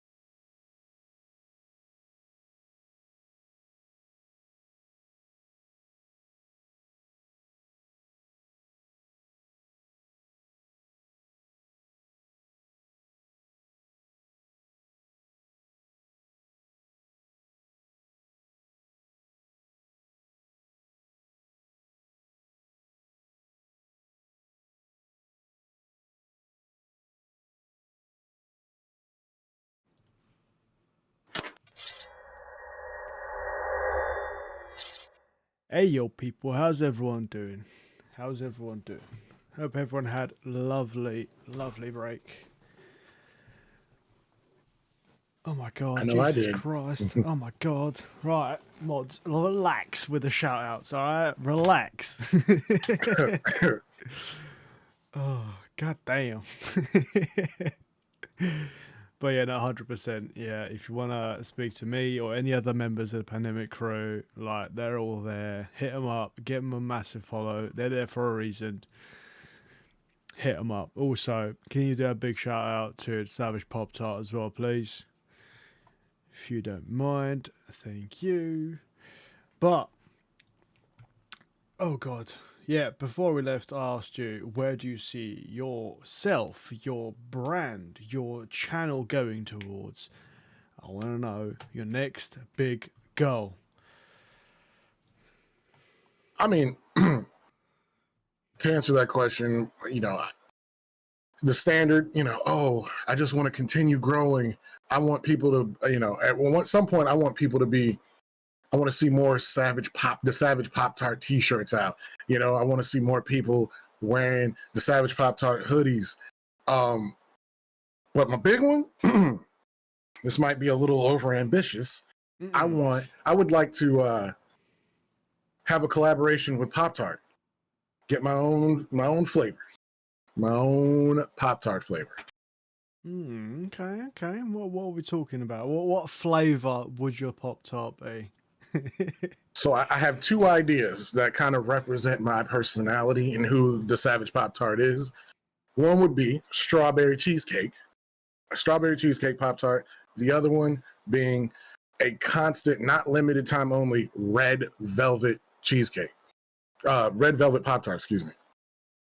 Alright, I got time for that. I got time for that. All the time. What? I got time, and my waist would be growing a few inches to say the least. It would, oh my goodness. You wouldn't be able to see anything in the background but just stacks of Pop Tarts. It'd be gross.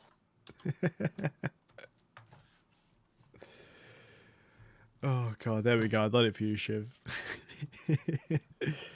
Oh god. Right. So what's your favourite ice cream? It would be, damn, that's hard because I enjoyed so many. Bro, okay. Cookies and cream. Cookies and cream. Oh, okay. Or strawberry cheesecake, one of the two. It's interchangeable. Nah, you gotta choose one. You gotta choose cookies one. and cookies and cream, then. Cookies and cream. Okay. Any particular brand? Anything by what is it? Blue Bunny is always my first choice. Breyers is cool. But I've been broke a lot in my life, so I'll go and get the store brand version and make it work. Yeah. I ain't that bougie. No, 100%. I got time for that on side. 100%. Oh god. But right, let's see. Good question. Now, good segue from your previous answer. But who is someone that you've always wanted to do a collab with? And I'm talking on stream. It could be anyone. It can be anyone. Do they have to be a streamer or can it just be anybody? It can be anybody. And it can be anything that you're doing. Do you know what? Yeah, what would you be doing with them as well? Okay, so I'm not a huge fan of this person. I would want to stream Madden with Tom Brady. Ah, okay. And why him in particular? Because as much as I'm not a fan of his team, any team he's ever been on, his story is what resonates with me. Tom Brady wasn't the best. He wasn't he wasn't hotly sought after. People overlooked him. He wasn't the strongest, biggest. He wasn't the most savage. He's not like a barrel-chested, bearded alpha male. So he didn't get, if you look at it, he was drafted at like 100 and some, like 190 or something like that. So he wasn't drafted high. Nobody really thought much of him. They tried to get rid of him in college. His own college team tried to get rid of him. And just when everybody tries to take, oh, he was only good, he only won that many championships because he was with this team or he had this system. No, the dude is just excellent. Rises to the occasion, achieves, doesn't let anyone stop him from what he's doing, or what his end goal is going to be. And to be 100% honest with him, lives his life with a bit of anonymity. Not too, like a lot of people don't know too much about Tom Brady, but he's just, at this point, you'd just be an absolute hater if you didn't say he was great. And I can resonate with that because my whole life, I wasn't always the coolest, wasn't always the funniest, not the fastest, not the strongest. I wasn't that great at sports. And people kind of downplay you. And in the sense of still not putting myself above anyone, I see where those people are in life right now and where I'm currently at. And as much as I wish them well and, do what you got to do, but hey, you said I was never going to be shit. I proved you wrong. 100%. Hey, I've got time for that answer. And that is one of the reasons why I still carry on streaming to this day, is because now a lot of people don't have, a lot of people are very fortunate because they have supportive parents and have supportive friends and they have the support behind them. And I have some support behind me. I can't deny that. I have some amazing friends. I have some amazing followers, and I have an amazing family. But there's still those people that just go, "You can't play. You can't stream. Who are you in comparison to all them other big people? That's not a real job. That's not a real thing you can do. You can't sustain yourself from that." And part of me just really wants to get to that point where you're just kind of looking at them and you just kind of go, do you know what? How would you like to say that same question to me, that same statement to me now when I've made it, when I've got the following behind me, I have the material of things that most people can't get or haven't got the fortune to get. I want to get to that point of where I can say to people, do you know what? I worked my goddamn ass off every day on the grind, hard, whether I'm doing something on the screen or something off the screen. I'm doing it to better myself, to prove those people wrong. And if that's what he did, I've got mad respect for him. 100%. 100%. And that's just what it is, you know what I mean? 100%. But I've recently so this next question is how has streaming negatively influenced you? And to give my personal side of things, so you can kind of get an idea of what I mean. So I've had my first ever streaming light I actually made from a square bit of pipe that I cut in half down the length of it, right? And I got those cheap ass dollar store LED strips, right? And I just went backwards and forwards with 8 meters worth of it, and then put toilet paper as a diffuser over the top of it and pointed it at my face. Blue light mashed my eyes up like they were bad. I was I'd be finishing a stream and my eyes would be red and it'd be hurting and it'd be affecting my sleep, my concentration, etc. And streaming has got me to the point of where I was there's a lot of people out there that are saying, do you know what, you're not you ain't as good as you think you are, and it got to me. It got to me, and I was like, do you know what? Yeah, you're not wrong. I haven't got the followers that others have that are a lot bigger than me, and I've seen people that have started at the same time as me that have got quicker, they got much more of a following a lot quicker than I have, and it doesn't it doesn't hurt to look at others for good things that they've done to see if you can better yourself, but you can't stop that person in the back of your head thinking and saying, why am I not there? I clearly am not good enough. So that's how, those are some small examples of how I've been negatively influenced by streaming and being online as a content creator. But what about yourself? I would say it's and it first I just want to say it takes a real person to admit, you know what I mean, like that kind of information you just gave us. So hats off to you. I would say my issue, like one of the ways it kind of negatively affected me was just how we all know there's certain streamers out there that don't even play video games that are massive. And this isn't me like that. Although I had to identify that I was hating, you know what I mean? I was hating, but in fairness and with just that's how they play the game. You're out, like I'm out here almost every day, grinding for hours and hours, getting trashed in video games and just trying to create not only good content but a good aura to be around. And I think at one point I was just so negative because I'm seeing what people are doing and getting away with and how huge they are. Like you got people who don't even play video games, and this is me. This was my mindset when I was in my prime of hating. Sponsored by like major gaming organizations, and they don't even play games. You know, like I'm not saying you have to do that, but it's like you're not even playing an instrument, singing, cooking, and you're focusing on certain parts and this, that, and the third. And that was my big thing is I became a hater.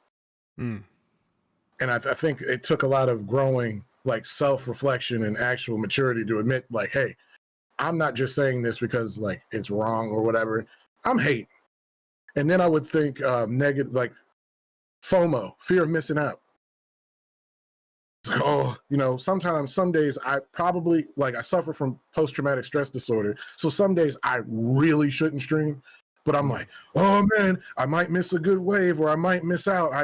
The homie's gone live and I'm not going to be able to support him. I should probably just hang out and get my mind right. But nope, I'm going to click this. I'm going live. We're going live, everybody. We're going live. And now I take like, hey, if I don't want to stream today, I'll just change my availability, let my Discord know like, hey, I'm not streaming today. No particular reason. Just want to take a day to myself, and I think that's a big thing. And that's one thing I want to say to anybody watching is, hey, take care of your mind. Everybody's always talking about, oh, go run and lift weights and do this. Yeah, maintain your physical if you can, but maintain your mind. And at one point, I was driving myself to burning out, and I was new still, but I was getting on Monday through Sunday streaming every day for like 6 hours while maintaining a job and a relationship, family. You know what I mean? Well, and attempting to maintain because having that much time on screen, it does take a toll. And even I specifically took a week off of work to stream every single day for my birthday. And that week was when I learned how important breaks are and a schedule and sticking to it, right? Because yeah, just like Paul's just put in chat, viewers should also care, but you can't rely on your viewers, because I can guarantee that if you put a poll up on anywhere and just said every day, if you put a poll up saying should I stream today, guaranteed you're going to have more people saying yes than no, because through no fault of their own, they're thinking about what they want, not what you need. And in that week of streaming, in the first day, I done a 16-hour stream Oh, because at the end of the week, I was gonna do a 12-hour stream with one of my streamer friends, SGT411, and I was thinking to myself, I've never done a long form one. Should I try and do one now? I tried it, and without me even really knowing, I kind of just went straight up to it. I went straight up to 16. After that, I died. I went to bed. I woke up the next day, started the stream up, and you could literally watch the streams from Monday to Friday to Saturday to Sunday. Every day I was just getting worse and worse and more tired and more aggy and more just easily irritated, and I was just not a fun person to watch. So if you're a content creator, or if you want to be a content creator, set yourself a schedule, set yourself a start time and an end time, prepare yourself for what you're going to be doing on your screen, but at the same time know the fact that you have to take a break when you feel like you're not enjoying it. Because if you're not enjoying it, your viewers are not going to enjoy it, and it comes across that way. Simple as that. Simple as absolutely. But then there's some days like you're on the fence of streaming, and I'm gonna put him out there because he's in here right now. Some days I'll be like, oh man, do I want to stream? And I'll get a message from one of my first followers, one of my first viewers, Kevin. He needs to change his name. It'll say Kevin is not cool, but Kevin is cool. He'll hit me and be like, hey, are we gonna slap some kids today in Warzone? I'm like, you know what? You damn right we are. Let's go. Like, he's just like, yeah, let's get it. 100%. And there's also the other side of that. Like, there's also sometimes when I turn on the stream with a bad attitude and I just feel like crap, and then by the end of the stream I'm cheered up because my chat has made me laugh, or we just had a good time. They can be your best friend and your worst enemy at the same time. Oh, there he is. Shout out Kev. What up, Kev? Hey yo, Kev, how's it going, man? You need to change that name, man. Change it to Kevin is cool. All right. Kevin is too cool. How about that? The man, the myth, the legend. just yeah. But yeah, take care. Like, and that's to everybody: content creator, not grocery store worker, unemployed. Doesn't matter. Take care of your mental health. 100%. 100%. Like, even me recently took a week off. Just literally, work has hounded me to the point of where I'd be getting home. Literally, I'd sit there in my work clothes, go on my phone for 2 minutes, and be like, "Oh, I'm just gonna lay down, have a quick little lay whilst I'm listening to this." I wake up at 5 o'clock in the morning, my alarm's going off that I need to go to work. I'm like, "Ah, shit." It'd be like that. I'll sit on this couch, staring at my PC while it's off. Like, hey, I'm gonna do this, and then I'll turn on Crunchyroll. Look up, and it's like 9 o'clock. I'm like, damn, I didn't even let nobody know. Literally, like... I'm the same.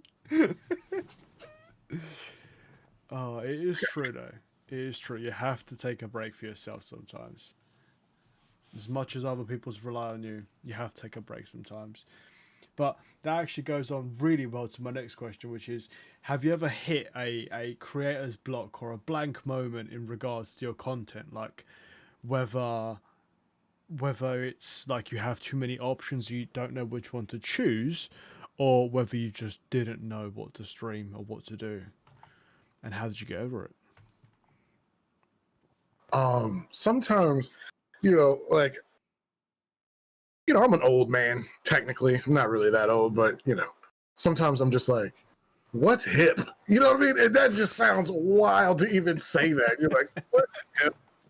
But luckily for me, I have people in my community on the Discord constantly using slang and, keeping me abreast to what's good in the neighborhood, as they say. But sometimes I want to switch things up and like maybe go, sometimes you'll be like, oh, do I want to play Warzone? Do I want to, like, should I make this open to people who want to who view, or do I just want to stream a completely different game? Do I want to play Rocket League today? But you know what? At the end of the day, I think the majority of the people in my community are real gamers, so they're down for whatever. If I'm like, hey, anybody want to play Rocket League? Like, I'm gonna stream Rocket League today. You have to fight people off with a stick, like, hey, nah, I want to play, I want to play, I want to play, I want to play. You're like, all right, we can all play. Let's do some custom games. Or Ducky, we played Ducky, me and Kev and a bunch of other people. It was Kev's birthday. And I was like, what are we playing? And I asked Kev, and he said, I want to play custom matches. Smoked them, but we played custom matches. It's things like that. Like, overall, you have the final say in what's about to happen. What you're going to do that day. But I think it's awesome to just pitch it to your community. Have them, give them the understanding that you care enough about them that how your stream goes, they can dictate it. Like, not all the time, but like, give them some input, give them some say, because I find it's easier to follow and actually consistently come back to someone when you feel invested in what's going on. Mm-hmm. 100%, and that's something that I need to work on as well, actually, and doing like those streams, go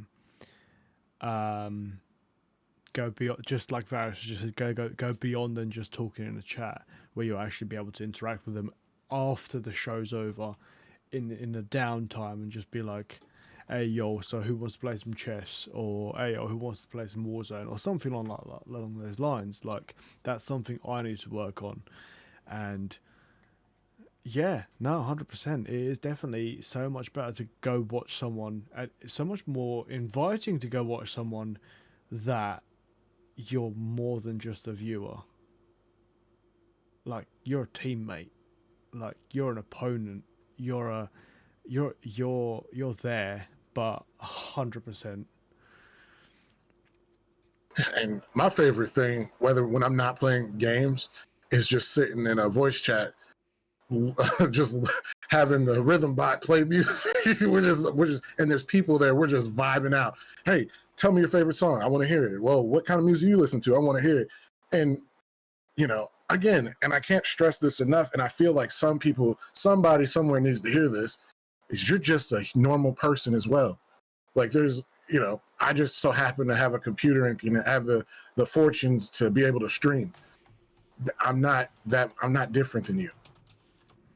Maybe age-wise, I'm kind of old, but other than that, we are all equal, regardless of what I'm doing, and I think the world would be a whole lot cooler if people adopted that mindset. Like, fam, there's nothing that makes me better than you. That's true, and that's one thing that I feel like a lot of viewers forget, and that is, there is. Hey, thanks for the follow, Indicate.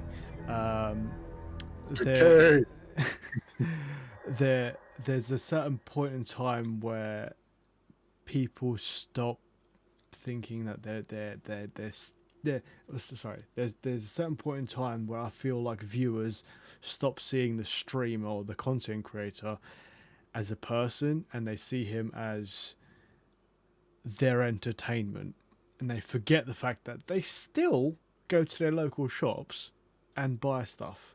They still have a takeaway from Domino's. They still do the exact same things that you do, but they just happen to stream or make videos. And they need to realize that they're still human. And that goes back to the whole taking breaks thing. If it was down to them, you'd be streaming every day. They still need to realize that you're human. Like, yeah, like, just like Paul said, that like the top 1% of streamers are viewed like entertainment only, and that's all they're there for. Instead of just be like, hey, yo, so this person's not streaming today because they've gone to play tennis with their friends. That'd be an outrage for a lot of people, but for a lot of people, they'd be like, all right, cool.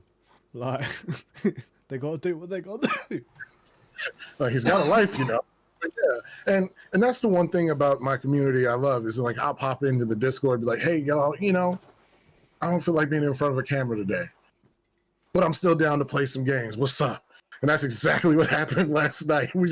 I ended up playing multiple games with the toasters, the Toaster Nation. We was hanging out, and I wasn't even streaming, and it was just dope because it's like, all right, you know, what do you want to play? Oh, I want to play this. Let's play Rocket League. Oh, you're really bad at Rocket League. And they're like, yeah, I know, but we're still here. All right, let's go. Just having a good laugh and just and I feel like it builds it. It's because at the end of the day, we're a team. Like people, I think a lot of viewers and a lot of streamers don't realize that it's a symbiotic relationship. You can't have one without the other. You can't have viewers without a streamer, and a streamer can't be a streamer without viewers. So, you know, Pop-Tart math. We out here. 100%. Could not agree more. What a point. What a point. That is true. Oh my god, but oh right. Yo, we did get a W. We got a win in Warzone. I wasn't even streaming. I was sick. That's one thing I can definitely tell you is if you're playing games where you like to normally record like clips and funny things from, or just really cool things about what's happening, if you're playing like Warzone, open up your OBS and just hit record. Don't have to hit like just go live, just record it just in case something happens. It won't take that much of a toll on your PC. Which was the worst part because I was like, I wasn't expecting to do anything. I said, I'm gonna get up in here, get shot up a bunch of times. We put up 30, like our team put up a combined total of 34 kills in a Warzone match. I was like, this was the one I probably should have been. I was like, this is the one I probably should have been recording. Missed the mark. Jeez. That's right. It's gonna happen again. You're all good.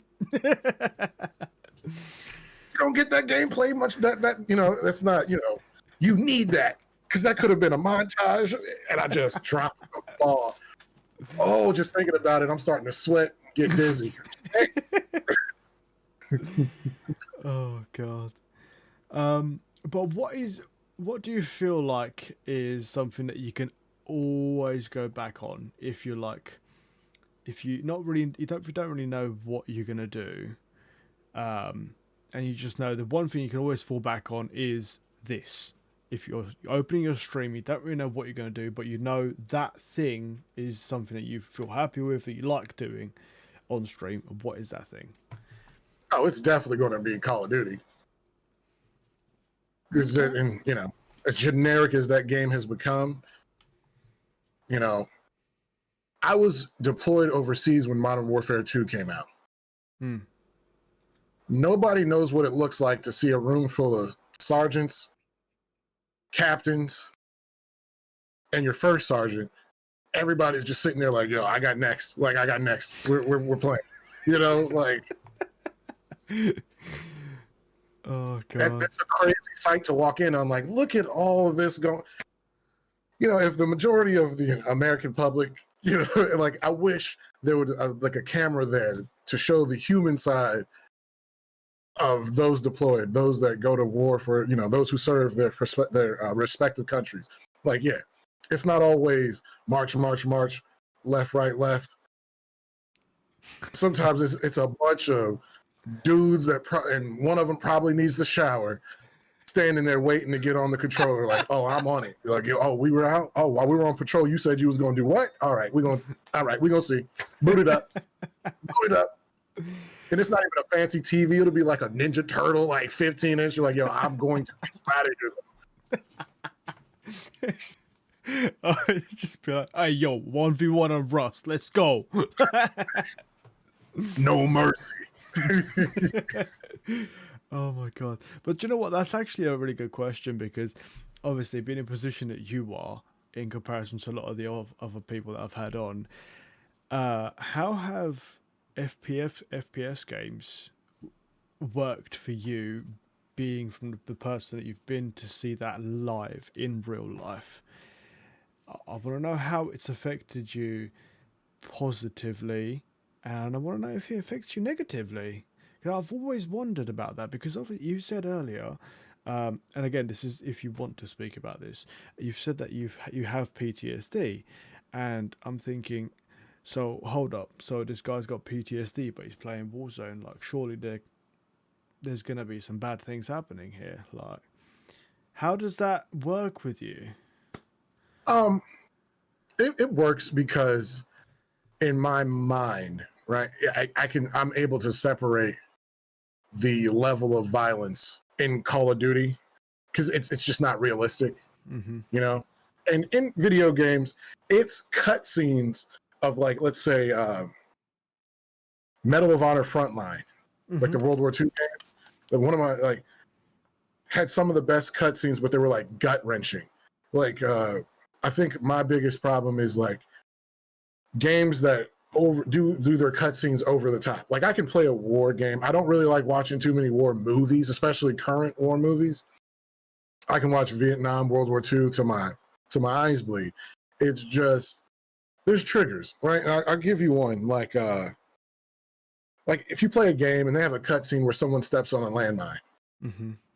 like that kind of triggers me because um, I can recall a moment while we were walking to an objective, and it's like 3 o'clock in the morning. We're about to shake things up. We just got off the helicopters. It's about to get, as they say, it's about to get hot. And I'm walking, and we were like, before we even got on the birds to fly out to actually conduct this mission, you get your operational brief, and they're like, hey, be on the lookout for this, be on the lookout for pressure plates, crush wires, things that go boom. And if they do, you're probably not going to see tomorrow. So mind you, it's dark. You really can't see nothing. I'm walking. I have my night vision goggles on. They're trash. I kick this metal can out in the middle of a field. Kick a metal can. That was like, you see some stuff. You've been a part of some stuff. You kind of, as long as it's quick is your mindset, right? Like, oh, if I go, I think, like, as long as it's quick, I don't have to have that drawn out, Mm-hmm. theatrical, tell my mom I love her. You know what I mean? Mm-hmm. Just make it quick. I kicked that can, and I was walking right next to my commander, and we both looked at each other because we thought it was it. And it was legitimately a can. And I'm not going to lie to you, pissed myself. Like, I'm not even, I thought it was it. I really thought that was the end for me. So, video games don't like violent, like the violence in these video games don't really affect me too much. It's just like the more realistic and the more the more of the lines they're pushing, it's really just like I skip in-game cutscenes. I don't want to see it, especially like for modern based combat, because like I said in the beginning of this, I've lost a decent amount of friends, and I wish, I wish I could have talked to them. But I will give you another example of a time Modern Warfare, a time those video games ruined. Like, I had to turn the game off. So I'm not going to say his name for privacy and respect, Yeah. but rest in peace. I had an Xbox, and I think it was Black Ops 2, where you could play in training, and it would pull up names of people from your Xbox Live friends, and they would put them as bots. Well, one of my friends had passed away, and I didn't delete him off my Xbox Live, but it fucked me up to see his gamer tag moving like he was here. And I turned the game off, and I think that was the end of Black Ops 2 for me. I just stopped playing it because that hurt. And that really hurt. That was pretty shitty. I was like, why would you do that? I was like, why would they do that? That wasn't cool. It just gave me, but one thing I will say is, like, I strongly appreciate the fact that you feel like comfortable, and you the fact that you're sharing this information, because this is some real private shit. Like this is like, I can tell like when people slow down their talking, and they really relax their shoulders, and they I can tell this is coming from a place that is deep, and it's real. So god damn it, man, I appreciate you, and my deepest, most respectful condolences for you and all of your fallen brothers, teammates, and friends, and family. God damn it, because that's what they become when they're out there. Sure. I mean, you see another man naked so many times, you're just like, bruh, chill. Like, you know, it just becomes normal. So Hey, it's life, it's love, you know. But yeah, that was a pretty dark moment for me. I'm not gonna lie. But also, I'm comfortable talking about this because at the end of the day, it things like this need to be disclosed. Because you know, here we have like, what is it, 22, 21. It's a certain number of veteran self-inflicted. I don't want to say it, but you know, mm-hmm, self-harm. We'll say that, mm-hmm. uh, and it's because we don't talk about it. It's because we come from a job or a society that kind of tell, you know, you're groomed from a young age as a man or as a child, as a boy, or even as a whatever you identify as. You're groomed at a very young age to just truck on and take everything head on and never show any emotion. And that stuff is what gets you out of here. Like that really gets you out of here. Being just, when it's all built up, when stress, like it's like putting water in a balloon. When it's at capacity, guess what? It explodes. It bursts. It's done. You know? So, and I call it my redemption tour, or just my tour for atonement, or whatever you want to call it. I just want to be able to talk about this stuff in hopes that somebody out there, whether a veteran or not, but somebody who's on the brink, can know that somebody on the other side of the world is going through the same stuff. I'm still here. I'm working through it. And hell, I'm willing to talk to you about it. 100%, 100, and I respect that. Like a little while back, I was doing a stream on Minecraft, and I was doing a bit of building, and someone came in. One of my followers came in, and he was feeling bad. Like I'm talking bad. Now I took the time, and the attention immediately went to him, because the amount of people that go to that place, that spiral of bad thoughts, and they think that they're alone, and they think negatively, and then they can't seem to see the good in what they're saying. And the amount of times that I've seen a grown ass man by himself crying. This is actually one of the questions I asked in your podcast. But I've seen a grown ass man crying in his car. It was late at night. I just happened to pull up because I was tired from work, and I didn't want to drive home just yet. I was like, yo, I'm going to take a little break, going to wake myself up a little bit. And I pulled up next to this car. I didn't even know there was anyone in it. And I just see this man, grown ass man, right? He literally looked like a Viking, right? And I just see him crying. And I'm like, no, I can't. I just can't. And as intrusive as it was of me, I knocked on his window. I was like, "Yo, you alright? Do you want a cigarette? Like, you good? Do you want to talk about anything? Like, I hope you're alright, sort of thing. I'm here. I'm just taking a little break. Sorry for interrupting."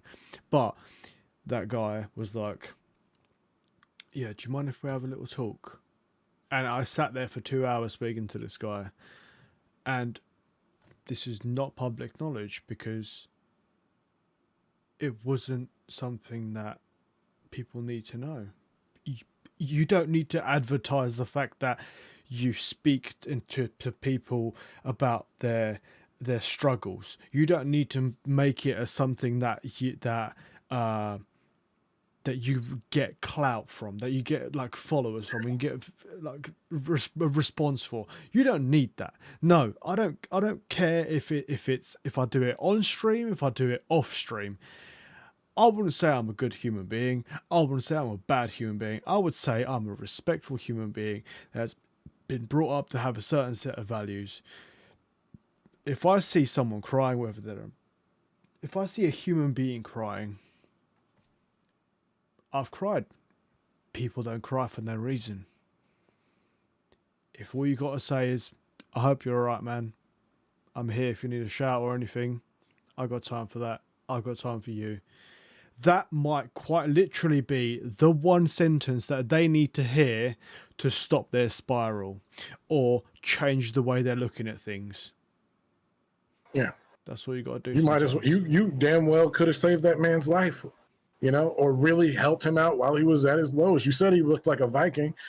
So that, in my mind, that means he has this tougher outer exterior, and everybody probably comes to him with their problems. But who does the tough guy that everybody who comes to with their problems, who does that guy talk to?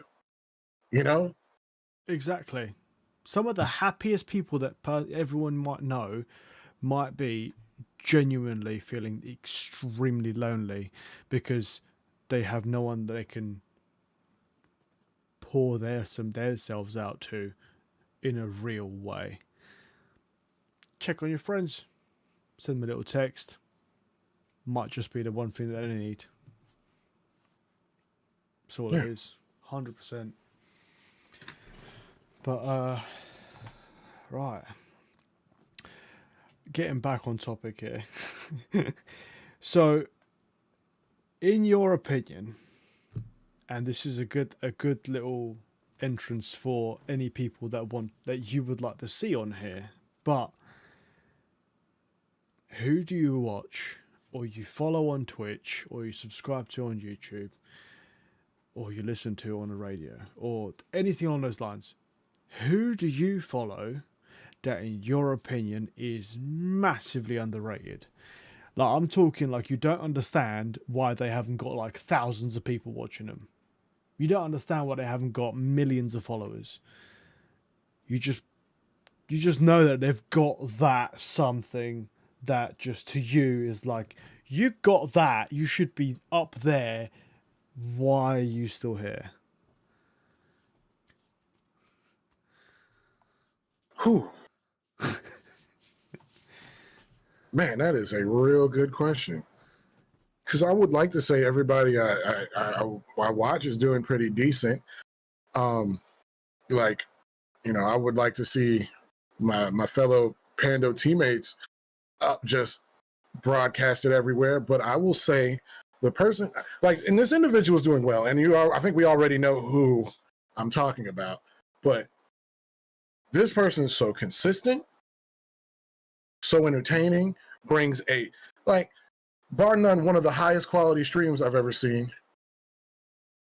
And, you know, I just think, in my opinion, my humble opinion, and it's that without even the help and the raid and all that, 50 is probably one of the most entertaining and underrated people I've ever seen on Twitch. On any entertainment platform, like that dude is legit, and he has a damn train that goes around and is like, bruh, what? Like, he legitimately has a train system, like a whole train system. His transitions are fire. The amount of time it probably takes for him to set up and do X, Y, and Z is insane. You know what I mean? And I'm just like, bruh, why? Like, how are you not like that dude? But then you talk to him, you're just like, yeah, man, you know, blah, blah, I'm doing my thing. You're like, oh my God, like, you don't even see that you're about to be an absolute, like, you should be on TV. You know what I mean? Like, can you imagine him on a talk show? Oh my God. People, they'll be like, all right, so moving on. That's what people have to be with him, because he's literally got so much energy, man. Like, if he just took like imagine like a 50 after dark talk show. My God, that would probably the ratings would be ridiculous. Like he's just I think he undersells himself. Like I really do. But you know, of course I want everybody I know to grow, like especially my Pando teammates, because they're awesome human beings. And we've all served in the military in some way, form, or fashion. But to answer that question honestly, it would be 50. That I'm just like, why? Where's all like where you should be at like 50,000? Like where's the 50,000 people? Where are they at? Like because they are sleeping and they're missing out. And that's me being 100% honest. Okay, all right, okay. And if you had to name 3 people that you would like to see on one of these shows, who would they be? Three people like on a talk show? Like on Infectious Thoughts with me, the other where you're sitting right now, 3 people that you would like to see on there getting asked the questions that I've just asked you. Pando Commando, for sure. All right. Because he's an inspiration. If we're talking about just overcoming and achieving, he's a inspiration. I would say, of course, my man Joshi. Professor 13 Fox, and then I would have to say, who would be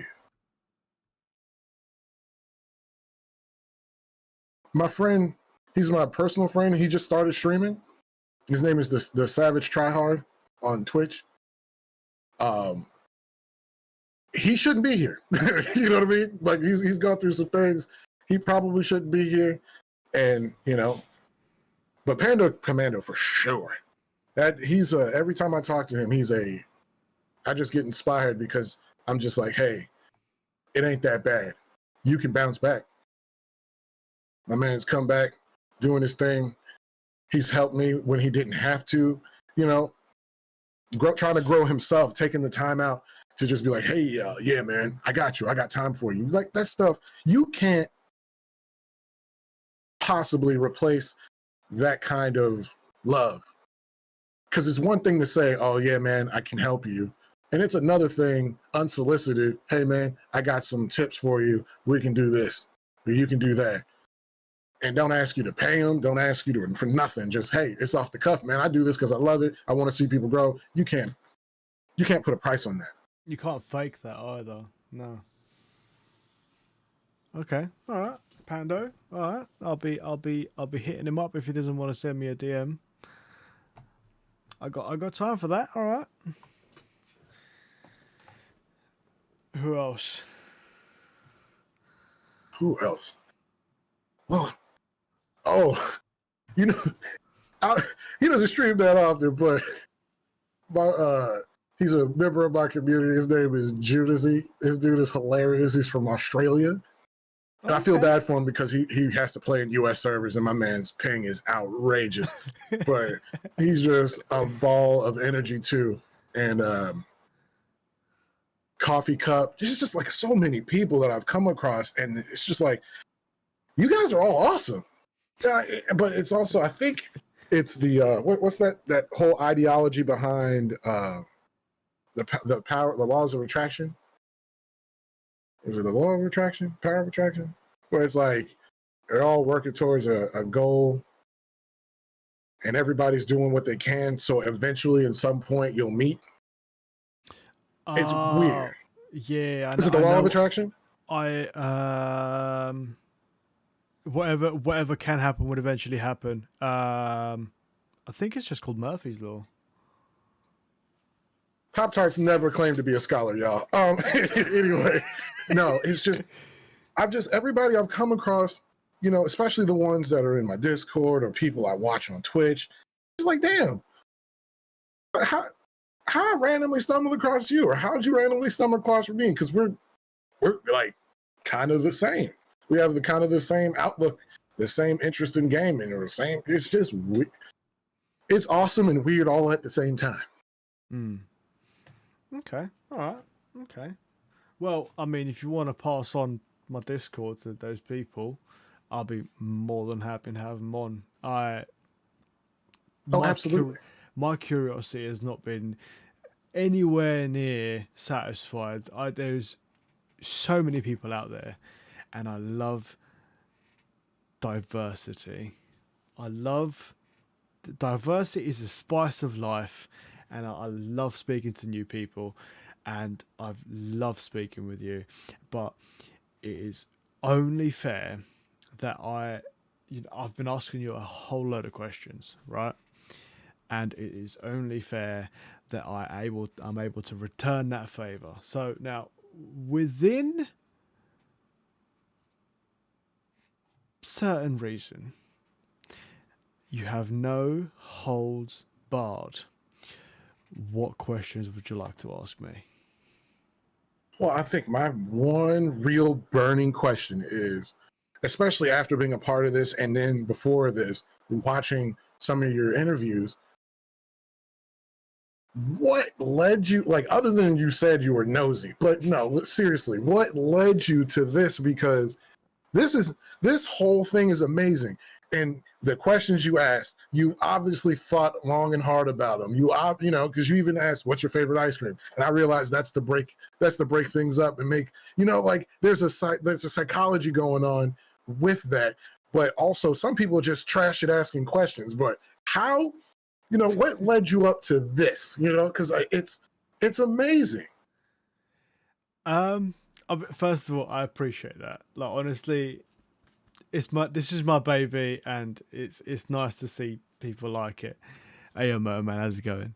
Um, but I originally, I originally started this because, like I said earlier, like I was small. I still consider myself to be small, and I wanted to know what people in my reach were doing to grow, because I've never heard, like, I watch Harris Heller for a lot of his like tips, and I watch Devin Nash, and I watch a few others, and they always say, "Oh, you want to get on X platform, you want to get on Y platform, you want to be doing this at this time, you want to be doing this with this sort of hardware, you want to be doing this with this kind of camera angle," but they never talk about like, oh, which streaming software you should choose, how to use that streaming software, uh, how has it influenced you, what's one thing that you can tell me to look out for, like with certain people being like arse hats or not being arse hats, how to uh, what changes have you made that you think has worked out really well for you, what changes have you made that has done like nothing for you, because they I feel like they feel like it's just a small thing that makes no difference. But to me, it makes a huge difference, because a small change to you might be something absolutely huge for me. And as I've done more and more of these episodes, I've kind of realized that it's stopped being about that, because that gets covered naturally as the conversation goes. And it's been more about me finding out who the person on the video call is, and where they've been and where they're going and what they want to do, and just me finding out more about them. So that's literally it. That's awesome because you're doing it well. And to add to that question of who do you think is, you know, underrated, after like reviewing their stuff, and I know it's corny, but this should be syndicated. This is awesome. Like me as the person being interviewed am entertained. Like that's a lot of people find answering questions ridiculous. Sometimes I'm just like, but no, I haven't had. How long have we been doing this? Like how many? Like how long have we Well, been going? 3 hours now. Bro, I can't talk to nobody for 3 hours. I've been just as engaged as you and the audience as the person being interviewed, and that's damn near impossible. But it's just a list of questions. Like, But it's just the frequency and the spacing between. Oh, yeah, it's the psychology, and you got it. Like you got it down. It's great. I like the formula. I really am. It's just I've had a great time. I'm But glad. I'm also, glad to hear it. another question: what games do you play? Like, what kind of games do you play mostly? Okay, right. So currently, I'm kind of being held back by my graphics card because, like I said, it's a 1660. It's working hot a lot of the time, and I play a lot of Minecraft. I love I've played it since it was like a download from a forum. I play a lot of Minecraft. I play another game called Satisfactory, which is just like Minecraft but on steroids. And but I want to get into different games. The only thing that's holding me back currently is my graphics card. But the second I can get myself a 3080, I'll be able to play those games. Okay, yeah, all right, yeah. And that's the problem. That's a big problem too, because you can save up all the money you want right now. Just the availability of graphics cards is outrageously low. 100%. It's in disarray. But other than that, you answered my burning question. This is up next, in my opinion. This is gonna blow up too. This is fire. And I mean, we'll see.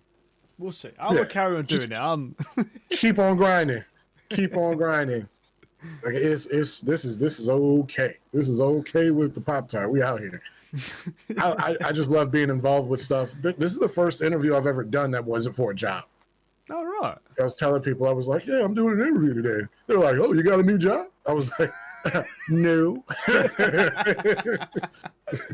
Like, no, that's one thing I'm actually really happy that you said that you felt like this that you've that you were just able to speak and carry on speaking to me, because that's one thing that I'd always try and do is make the other person feel like they're not really in an interview. It's more of just a conversation and more of a just like you're just talking to your friend over a couple of drinks while you're watching TV or something like that. And no, honestly, it means the world to me. Thank you. And thank you so much for being on here. And if you've come here late, don't worry about it, people, viewers.